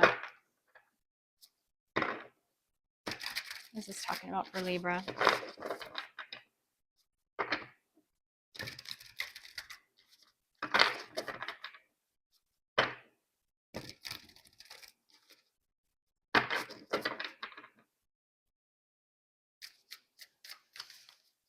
Just tell me about scribe, warrior, prostitute, and yield. It's saying to have patience, slow down. Slow down. Red light. Look at that. I love tarot. It always is so synchronistic. It always coordinates. Slowing down. Time to reevaluate next steps. Be patient and look within. Look at that. And the traffic. This is all about moving forward. Maybe you're traveling, maybe you're going somewhere, maybe you need to relocate and you're not quite sure where. Maybe you need to hold that information to yourself of where you're going as well, Libra. Be patient and look within, using your intuition, going with the flow, passion and revived energy, healing, hope, and luck. Isn't that cool that we're talking traffic, right? So, not listening more to your intuition, not giving too much of yourself away, not putting yourself in a position that is going to be compromising, right? Compromising, maybe not, maybe you're focused too much on money or your financial stability, and maybe you're giving yourself away, allowing people to control you in some type of legal way, Libra, all for the money. And this is really saying, you know, maybe at this time you are learning to not self-sacrifice as much, and you're really slowing down and showing patience, really looking for, you know, the green light, you know, of which way to go. Sorry, my battery's about to die. I'm gonna have to put this on another video. I was hoping I wouldn't have to do that, but really just kind of slowing yourself down and looking for the right direction to go, right? So what does tarot have to say about this for Libra? What is yield?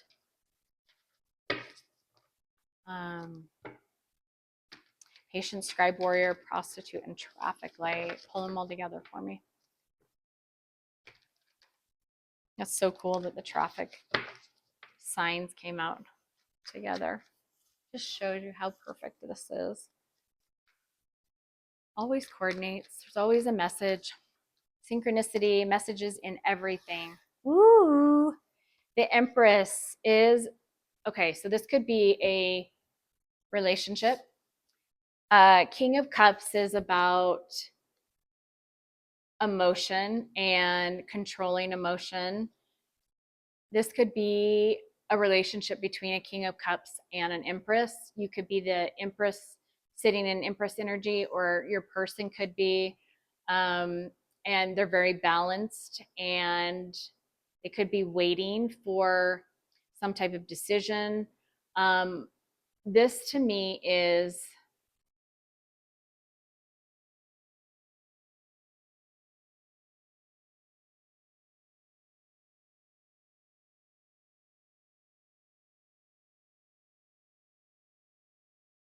really going within regarding emotions, not letting your emotions take you, you know, in a direction that's not going to be in your best interest, not going a direction, really sitting in that Empress energy of listening to your intuition, knowing what's right for you, having that emotional control, right? And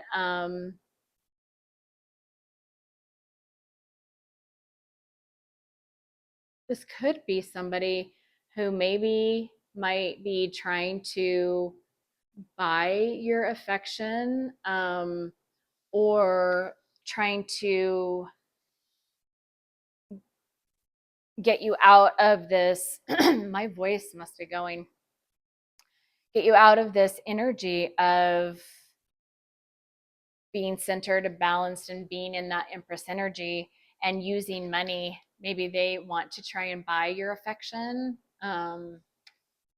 maybe want to lead you, or somebody around you is really trying to pull you out of this Empress energy. Maybe it's an overload of emotions, and this is saying you need to slow down. And even though this could be an emotional situation that you might be dealing with, or might be dealing with in the near future, it take take the time, take the balance between giving too much away and taking too forceful of an action, right? Maybe write your thoughts, journal, write down dreams or things that you might, kind of pull together all of the information, right?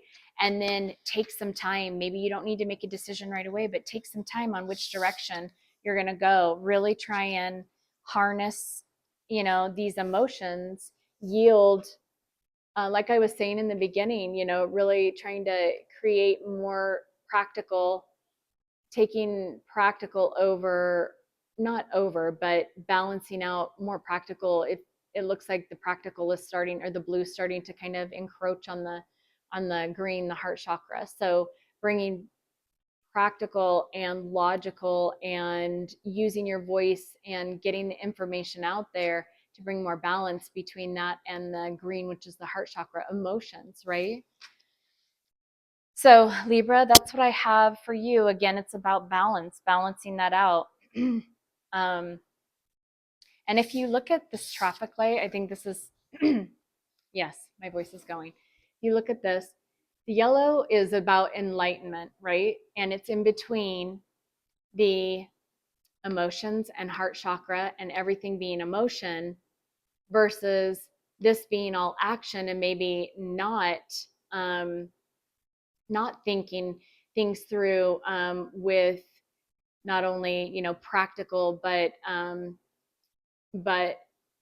emotions as well, and balancing that out.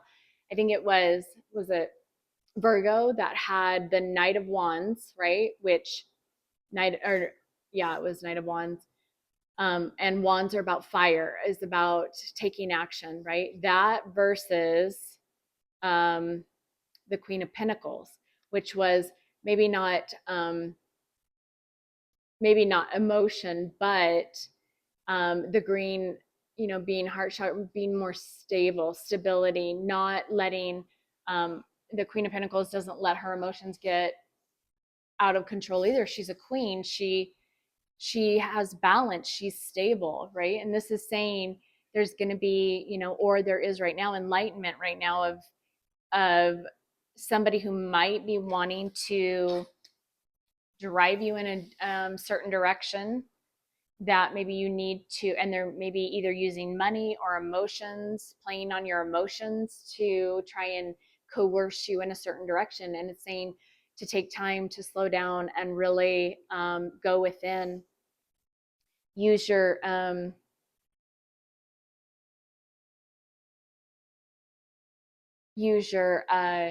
discernment and your intuition to guide you. Okay, Libra? Okay, so Scorpio, you're up. What do we need to know about your energy? Where is your energy at, really? Where's Scorpio's energy at, really?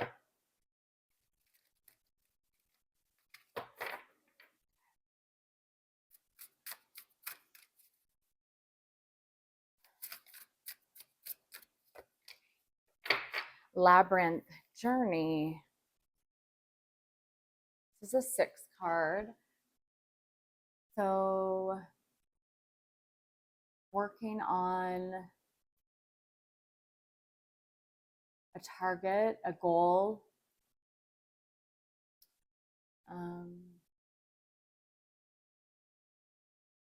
Your heart chakra is starting to, or your person's heart chakra is starting to really expand.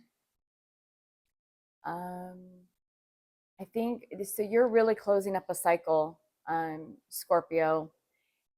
If it's not already closed, I mean, you can see there have been patterns, and around, you probably felt like things in life or with somebody, with a person, has really gone, just been like a never-ending story.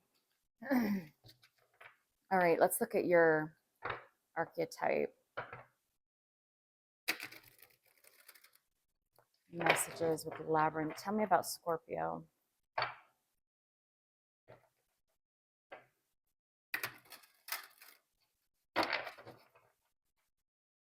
Scorpio.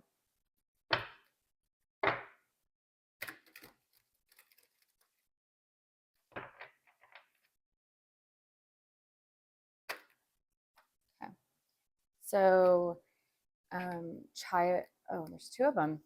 Child magical. This one's in the upright. So, this is the light attribute. Seeing the potential for sacred beauty in all things, the belief that everything is possible. And exorcist, freeing yourself and others of destructive impulses. Again, it's in the upright. So, it is the light attribute. And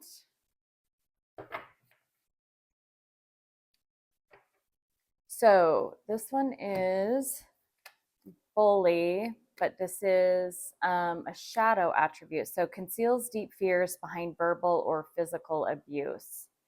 So this could be maybe childhood wounding, or sorry, can you see that? I don't know if that's too bright. This came in reverse. So you could be holding a lot of fears that have just maybe somebody was harmful to you as a child, and this is something that you've really had to try and free yourself from. This could be something that felt or feels like it's just an ongoing pattern of maybe getting with people, and I'm not talking just like hooking up, I'm talking about like even in business relationships where you tend to maybe this is asking you to look at the possibility that you purposely, or your person purposely, connects with maybe those who might not do or say things that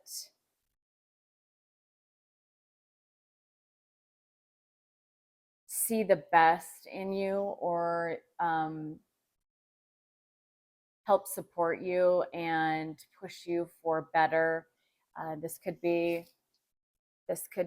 you surrounding yourself, or you're really trying to remove out of your environment, out of your history of patterns, or and we've all had them, your cycles, I think, just around and around with the same type of people. And I think that you're finally breaking those.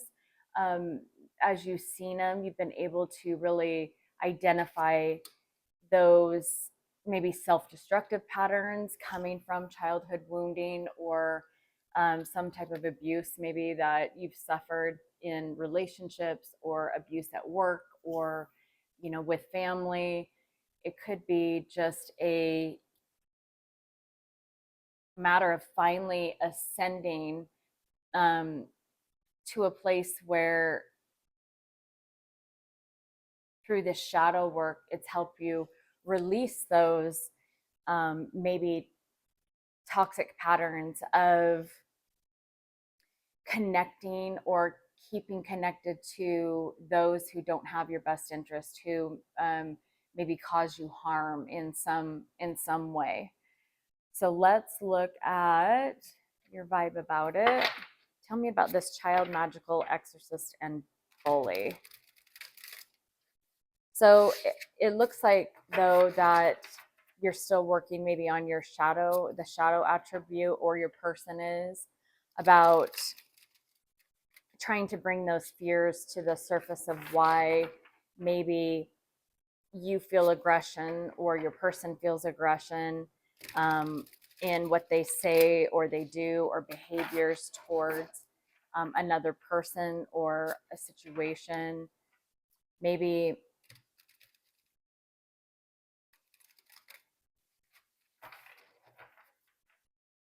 I remember a time in my life when I would get very, very, very angry, and I didn't know where it was coming from. I would just feel very rageful, and it could have been from triggering. It could have been just from, I don't know. I actually don't really know where it stemmed from. I had a great childhood. I don't know where it came from, except for within my own maybe limitations and feelings of lack. And I had been thinking about this last couple weeks, in regards to the fact that that has just completely just chilled over these last few years, my lifetime of, just becoming more balanced, and that not building up in me, that not,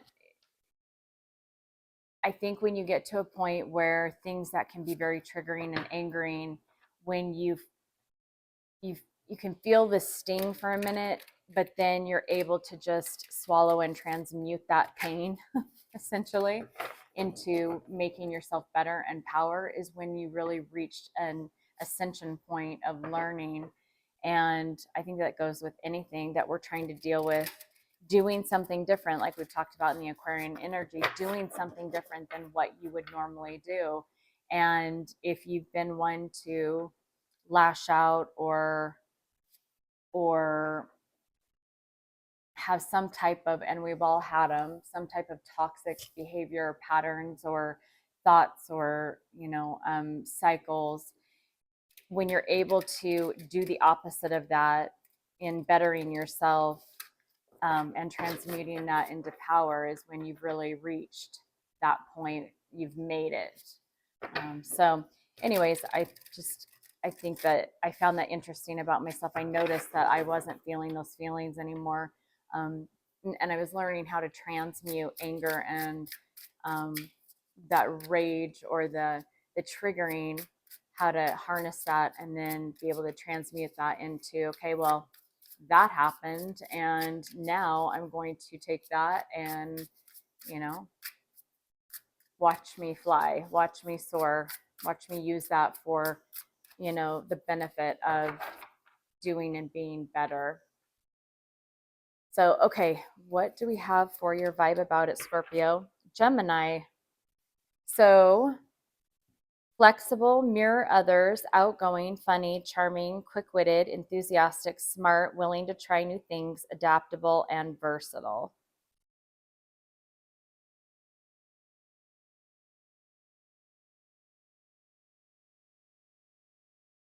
So what I'm getting from this, Scorpio, is when it comes to like these triggering moments like I'm talking about, I'm wondering if, when it talks about mirroring others, right? Because the twins, this could be past life, interactions or engagement that you've had with people that could be triggering. It could be seeing something in somebody else that really awakens you to, things within yourself. This also could be what your person is experiencing, but understanding that maybe the the feelings or the,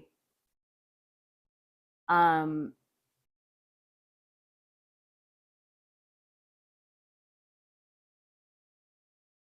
so this says the light attributes of bully for, Scorpio, highlights your tendency to intimidate others, helps you confront the inner fears that bully you. So maybe just, I think this is really trying to say, understanding where that those tendencies come from, where they're rooted from, or your person is understanding where those are rooted from, and not continuing on that pattern or cycle, stopping, understanding it will help you to put it into balance, to transmute it into the rage or the anger if somebody has done you wrong, or, somebody has caused you harm. Being able to understand first where that comes from, and then being able to remove yourself and remove yourself from any type of impulsivity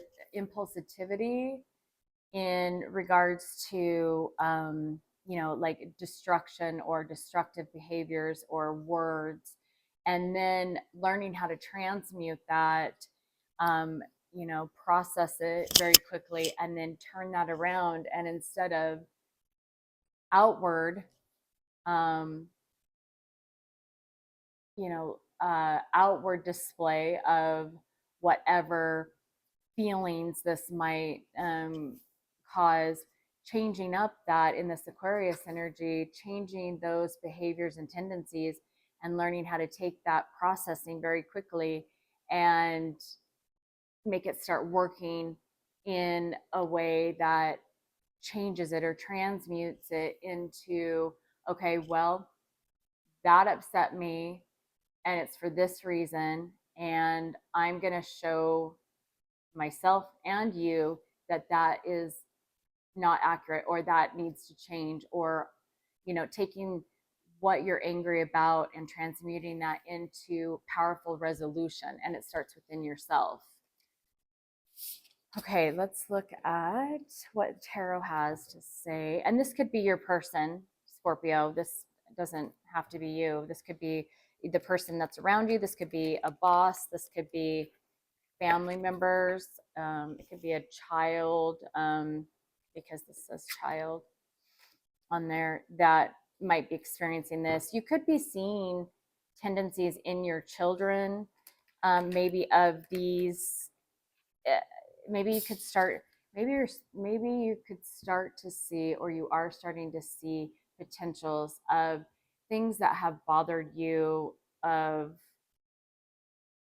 maybe growing up, or being around certain people, situations that have caused these tendencies, of, you know,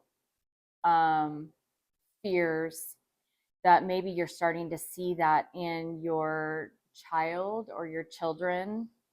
And so you're learning how to, or it's important that you or your person learn how to take control of that, so that you can then be a conduit of information and an example for your children or your child, to help them harness that and learn how to transmute in a productive way, right?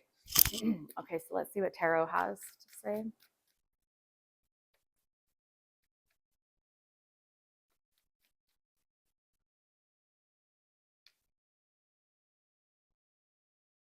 Yeah. Okay, so I like that.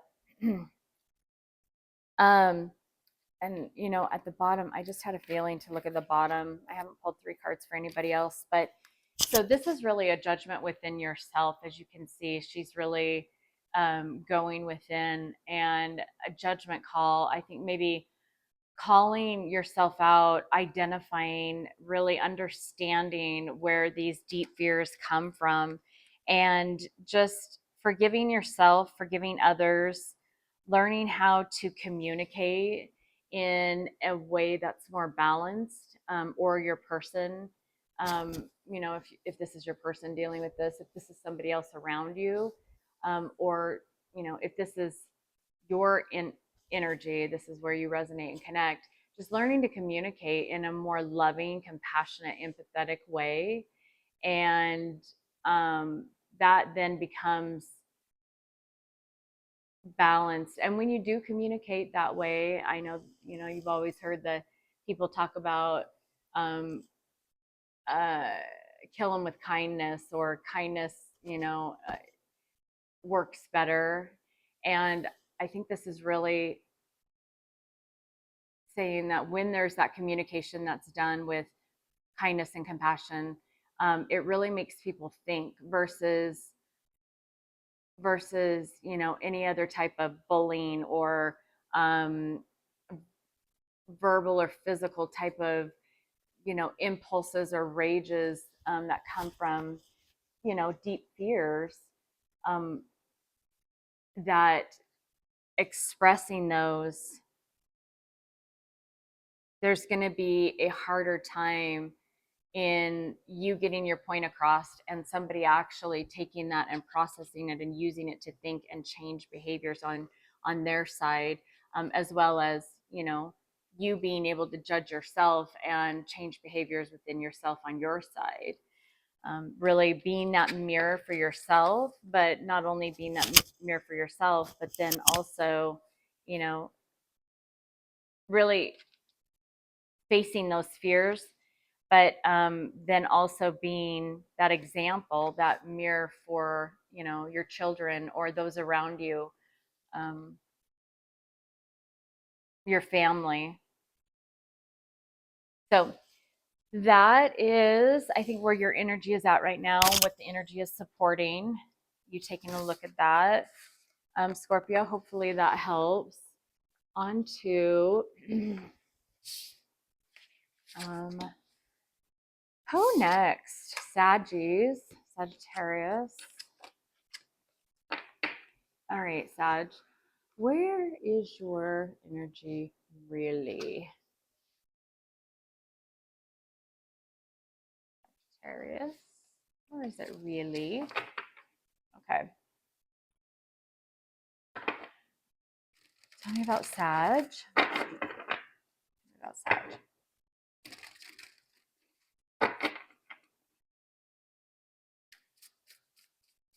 Where's Sag's energy right now? What's being supported? Where are they at really in this Aquarius energy?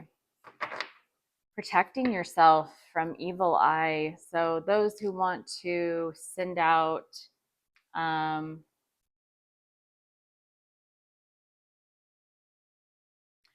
for whatever, and harm meaning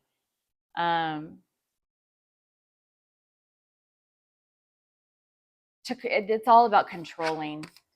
Those around you are envious or jealous, trying to control any type of you bettering yourself, because this is a 1 card, so this is about self.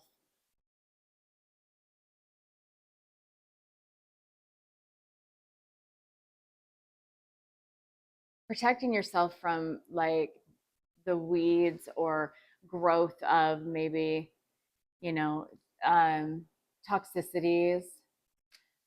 So let's look at your archetypes. Sag.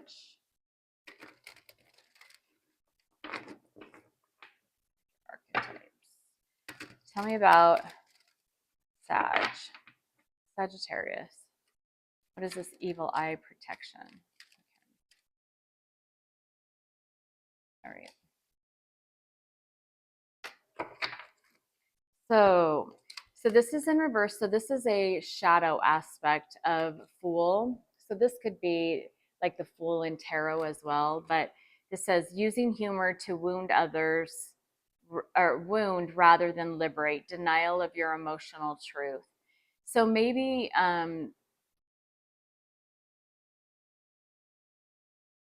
protecting yourself from others who use humor to, conceal their real depth of, fears or pain, not wanting to show who they truly are, not, protecting yourself from those who behave this way, who don't want to have a serious conversation, or who make fun of others or ridicule, or, they've always said like those, when you're in school and there's like the mean girls, or, the boys who bully the other boys, that they're clearly jealous, right? And they try and hide their, if the focus is on the person being bullied, then the focus won't be on the bullier.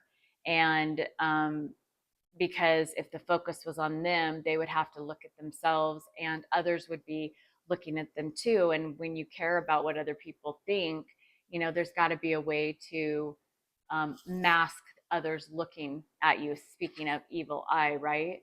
And so they use humor, or they use violence, or distraction, trickery, deception, anything to get the focus off of themselves, right? So this is really saying, you know, that the trickery joker, uh, they use humor to not want to face what's really, you know, happening within them emotionally. So then you also have king, enlightened, benevolent leadership benefiting those in your charge. Okay. Oh, so the fool was in reverse. So Sag, this could be somebody around you, or um, this could be you who needs to maybe look in deeper wounds or potential, maybe just to identify if that's something that you tend to do, is to really try and lighten things up to a point where people are distracted, or you can distract from having to go within and look at deeper wounds that you might have or childhood downloads. Okay, so this one is also in reverse, and this could be you or your person. The shadow aspect that needs to be looked at. Compromises, this is addict. Compromises integrity and honesty, allows an addictive pattern to have authority over your inner spirit. So this could be anything, addiction to, I mean, the norm, you know, drugs, alcohol, any type of sexual addiction, or you could be addicted to, you know, sugar or bad foods or your phone, internet, any type of anything that causes a distraction to take most of your energy or detract you from going within and building yourself up and becoming a better person for yourself. And I think that this is really saying taking charge of that, either within yourself or with those around you, because you have king qualities. You're in that king energy to be able to harness that. So if it's people around you who, you know, are behaving this way, or those you interact with either at work or school or, you know, at any type of situations that you're in, relationships, or even with family, this is really saying take charge of protecting yourself from those around you who might want to cause you harm. And I'm getting, maybe because of jealousy of the fact that you have taken charge, and they're jealous of the fact that they're still in this energy and can't seem to transmute that. And so then there's a jealousy that they project onto you that you really have to protect yourself from, okay? And really see things for what they are, and use your third eye, use your intuition, really see people for who they are and their true intentions. So let's look at your vibe about it, Sag. All right. So rain in the reverse. Depression, questioning your abilities, need to forgive someone who hurt you, not facing your problems or running away. So that goes right along with everything that, look at, and there's the color coordination with the purples. I know one's a little darker than the other, but this tells me that in this energy, it's really supporting you taking charge of potentially running away from problems, not really facing them head on and seeing them for what they are, but doing so, I'm getting really looking at maybe what is causing these deep fears to hang on, that you want to hang on to, or that you cover up or cope with in a, you know, in a manner that is probably not real productive, you or your person. It's saying if you can take charge of forgiving somebody else, or maybe running away from problems instead of just dealing with them and not having them haunt you, right? then this is going to bring you a great deal of protection, or protect yourself from people who are, you know, who choose this way of managing life, is what that's saying. Let's see what the tarot has to say about it. So tell me about Sagittarius. What, tell me about evil eye, fool, king, addict, and rain. This could also be where your person, the person around you, or yourself, maybe might seek or need to seek, somebody to talk to. I absolutely love counseling and therapy because they actually can see it from a different perspective. And I love that. And I love that they can plant a tiny little seed, and they know what they're doing. They plant a tiny little seed to make you see it in a different perspective, something in a different perspective. And which then that changes everything. And that's what I love about counseling and therapy. And so what is this about? Yeah, the Empress and Hierophant. So this could be about some type of, maybe this is commitment issues, committing to things, this could be a commitment to an Empress. This could be commitment to yourself, and really harnessing, becoming very balanced. And the Empress is very nurturing, very caring and compassionate. And so Sag, this could be somebody around you who, and as you can see, he's laughing, right? So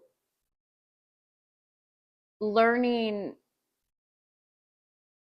to commit to more of a passionate way of looking at yourself, forgiving yourself and others, being able to see things in a more compassionate way towards others, and using your intuition to be able to guide you through, learning how to either deal with or keep yourself safe from those around you, just by awareness, those around you who maybe choose this path, or for yourself, learning how to commit to yourself first, and commit to being more empathetic or compassionate, um, and really getting towards yourself will help you bring in that protection, and give you that confidence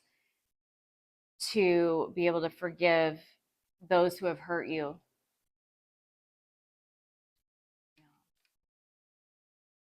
And this is a real big change. Again, we're in the Aquarian energy, doing something different than what we've done before. So this could be something that you do go through an experience or choose to do, and it ends up being something that's very different. You could be committing, or somebody around you could be committing to a relationship, or relationship within yourself, going within and learning about self-love. And that's something that you've never done before.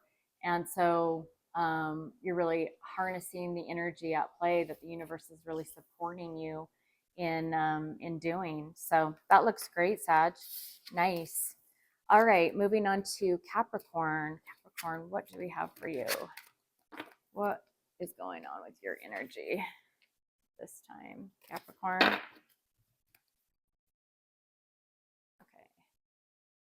Okay. What's happening for Capricorn?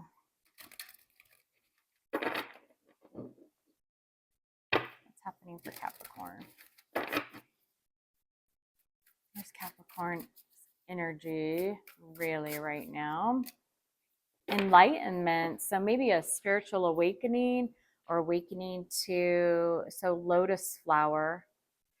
So I think it was in the movie, help me, Percy Jackson.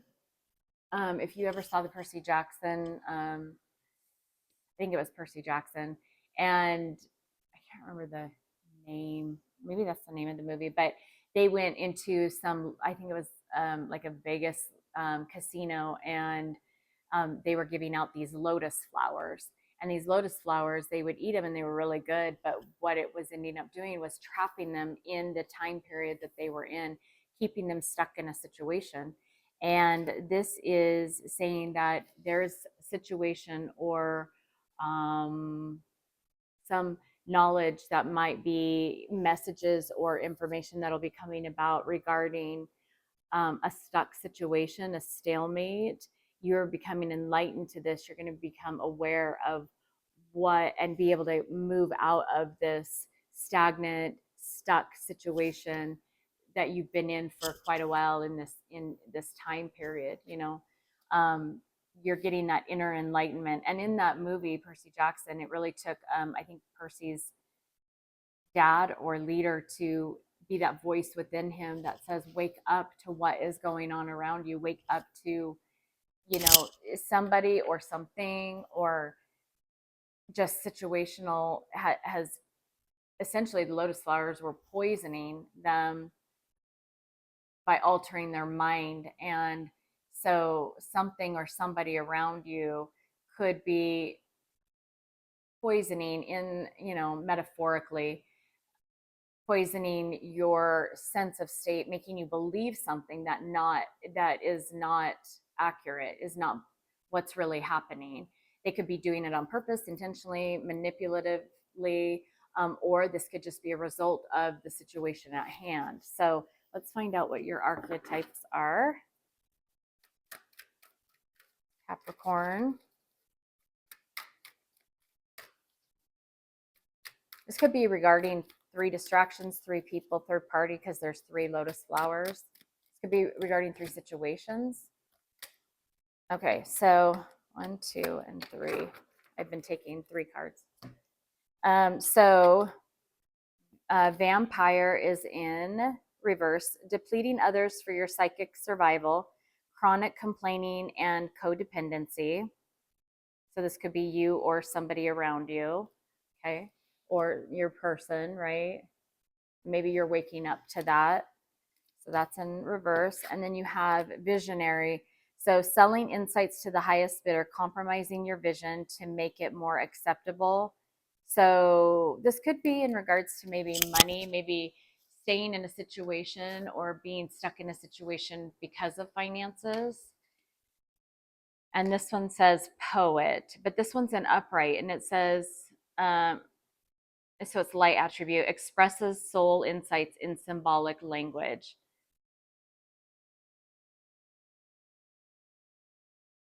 So maybe really understanding what somebody is saying, taking things for what they are, seeing things for what they are. Let's see what the vibe about it has for you, Capricorn. What is lotus flower, vampire, visionary, this and poet? Maybe somebody is trying to just feed off your energy and by trying to keep you stuck in being able to move forward and progress in building yourself or creating something new for yourself, whether it be a side hustle or a new relationship, right? And using the right language, saying the right things, tricking you, being a trickster in what they say. Also, there's lies, yes, but there's also, what is that? Lies by omission or deceit by omission, basically leaving out, using language and leaving out certain information on purpose to be a trickster and to keep you stuck in a situation, from you not being able to see things clearly, right? This is like the sun, visionary, being able to see things clearly. And they're really, you being stuck keeps you at a reachable distance to be able for them to feed off your energy, whether it's to feed their ego, but you're waking up to this. So trinket box, this is in the upright. Many riches coming your way, guidance, important decisions for the better, fortune, opportunity to evolve, right? Visionary, we talked about that, and love and appreciation. So you are starting to understand or wake up to those who have kept you stuck, or the situations that have kept you stuck, from creating this trinket box of abundance to start gathering your own abundance. And it's been because of something that has been blocking you. So let's see, what is this? Lotus flower, vampire, visionary, poet, and trinket box for Capricorn. Bring these all together for me. Bring these all together for me. Okay, I want this one though.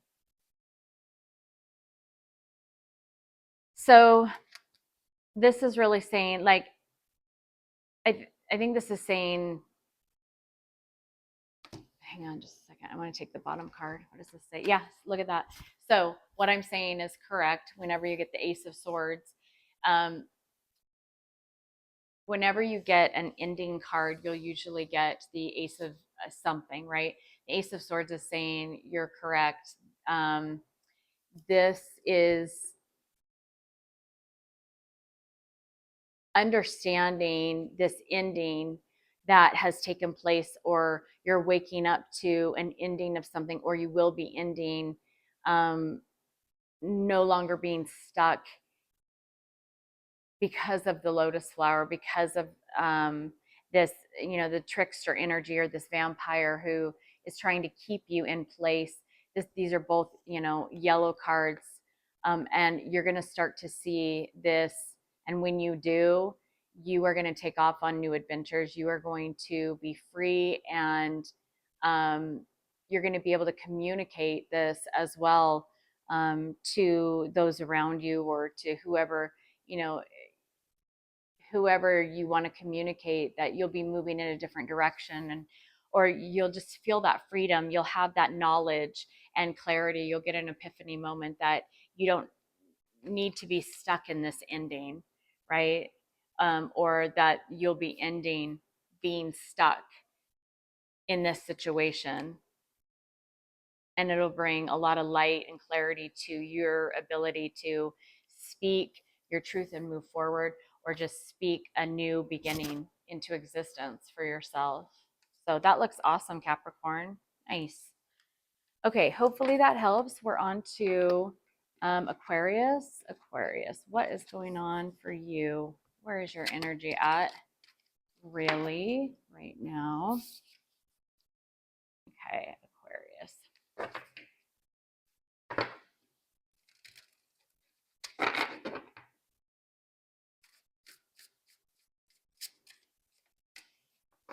Divine guidance by the stars. Nice. So this is about balance. A 33 card, a master number, right?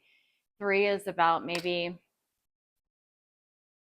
I'm thinking more collaboration, coming together, working together. Let's look at your archetypes. Okay, there's one. You're working on the child wounded, that's for sure. Okay, lover. And so this could be in a relationship. This could be, so child wounded was like that. It was like that, right? So you're working on bringing it upright. The light attribute is awakens compassion and desire to serve others. Wounded awakens compassion and desire to serve other wounded children. Opens the learning path of forgiveness. So the shadow attribute that you're moving from is blames all dysfunctional relationships on childhood wounds, resists moving on through forgiveness. So maybe forgiving has been something that the divine is coming through to help you do, to help you accomplish. Lover, so great passion and devotion, unbridled appreciation of someone or something. This is the light attribute, so this is in the upright. So that's beautiful. And this could be something that will really start to show itself by Christmas, because look at these, all these Christmassy colors. I mean, that totally looks like Christmas.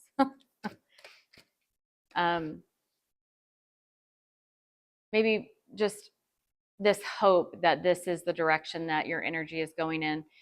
So I read that one. So goddess is in the upright, the feminine expressed through wisdom, nature, life force, and sensuality. Really discovering everything that is so beautiful and hopeful about yourself, right? And the goddess, learning your value, others around you learning your value, just coming, really the 33 is a very balanced number, coming to within your own power and balancing out your masculine and feminine. So let's look at the vibe about it.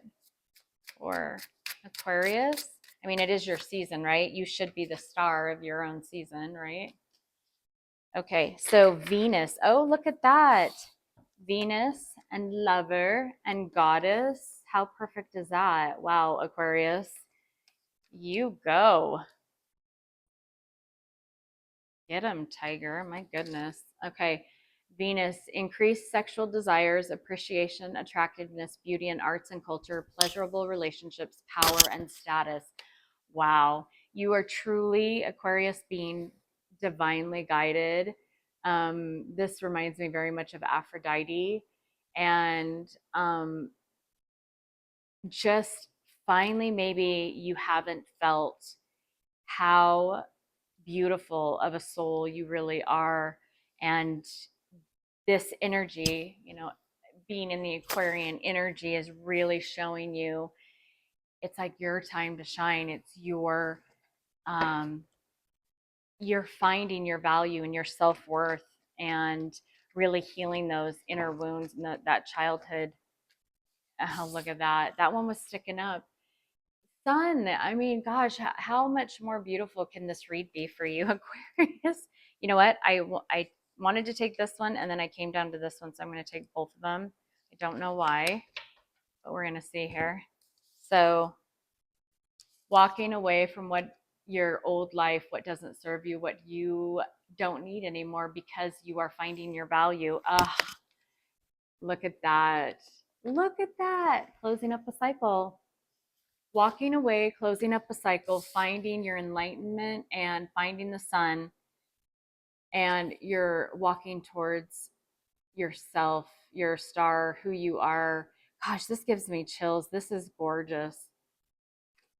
This is beautiful. This can be feminine or masculine. This talks about feminine energy, really allowing people to give to you and love you. Just look at her. I mean, they're all like individual women or feminines, females, or feminine inner. This is just about energy, right? And look at them. They all look so empowered. And I think that that's what this is talking about, the hope of empowerment and finally balancing your masculine and feminine within you, and just becoming the most um, powerful in all areas of your life. This is just gorgeous because you chose to walk away from what wasn't good for you, old patterns, cycles, wounding, things that bound you, or childhood downloads.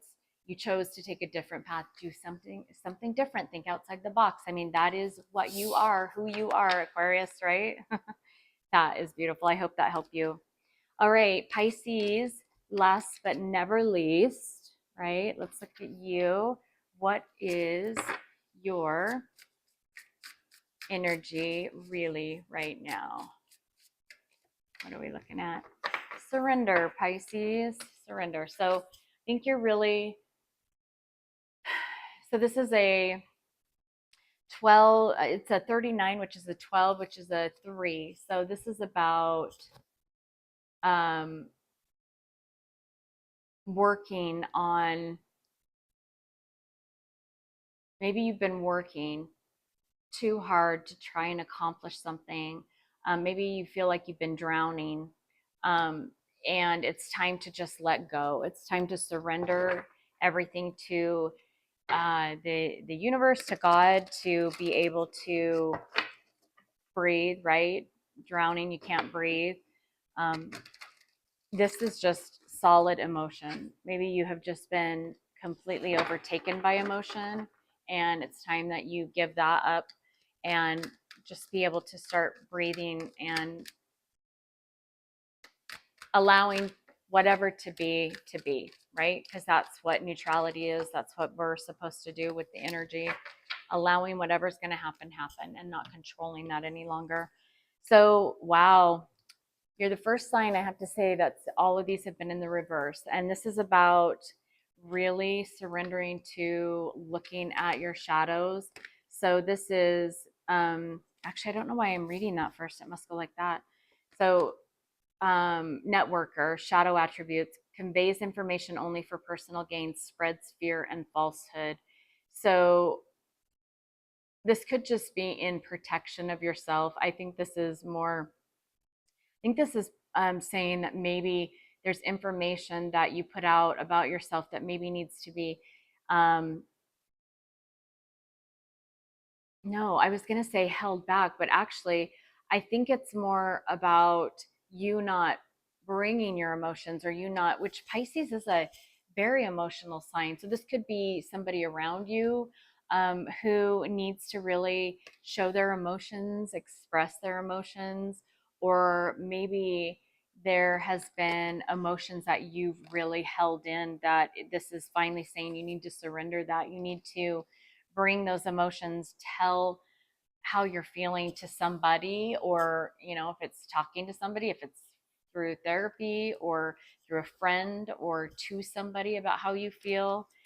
So this is storyteller in reverse, shadow attribute, making up tales that harm others. I think this, in collaboration with this, is just maybe not telling others, or bringing to the surface what's really going on, what's really happening, how you're really feeling, right? Seems to kind of be the pattern here. An avenger, resorting to violence in the name of a cause. So when we repress emotions, right, which energy is, or water is emotion, and emotions are energy. And when energy is repressed and it builds and it builds and it builds in that same area, at some point it's going to explode, right? And when it explodes, it can be violent in many different ways, verbally, physically. It could be violent in, just self-harm, in many ways, psychological. I mean, it's just something that when we have emotions, they need to be expressed, they need to be brought to the surface, or else it does us and others injustice, right? Because whoever's in the wake of that, I just did a read on volcano a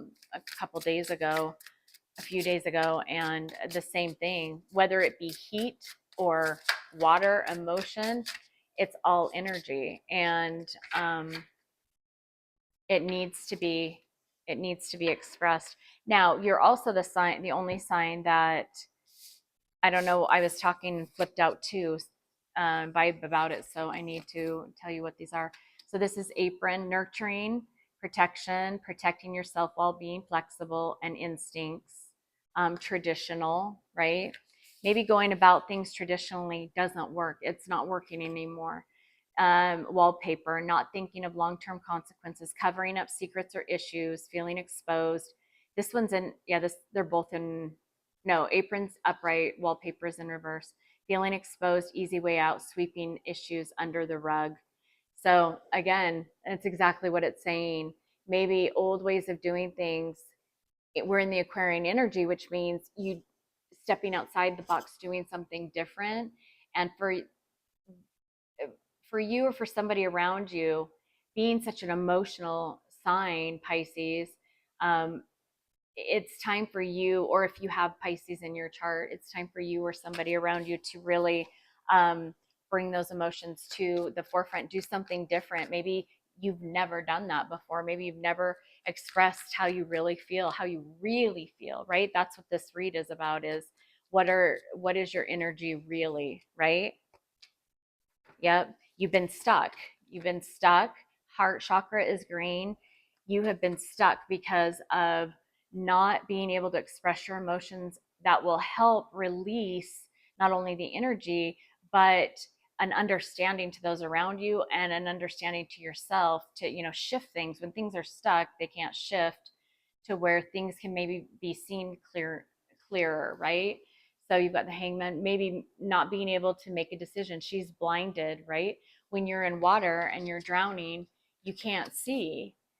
So bringing those emotions, draining those emotions to where, surrendering those emotions, bringing those to the table is going to clear the way for you to be able to see things in a way. As you can see, she's starting to get enlightenment and starting to see things with that sun, with that light, making a decision, going within, not listening to those around you, not listening to the gossip or the naysayers or the ones, family or friends or, bosses or situations to get in your head to help you make this decision. Leave them out. It doesn't matter what they say to you. You go within and make your decision. And when you do that, it's going to bring you great enlightenment. You're going to be able to express your emotions and and you'll be able to protect yourself better in a healthier way, by starting to heal, right? What is that? Wallpaper. You'll start to be able to heal instead of masking. And that in the long term is going to be exceptional because of the abundance and the blessings that will come from that. So hope that helps, Pisces. Thank you, everybody, for being here. My battery's about to die.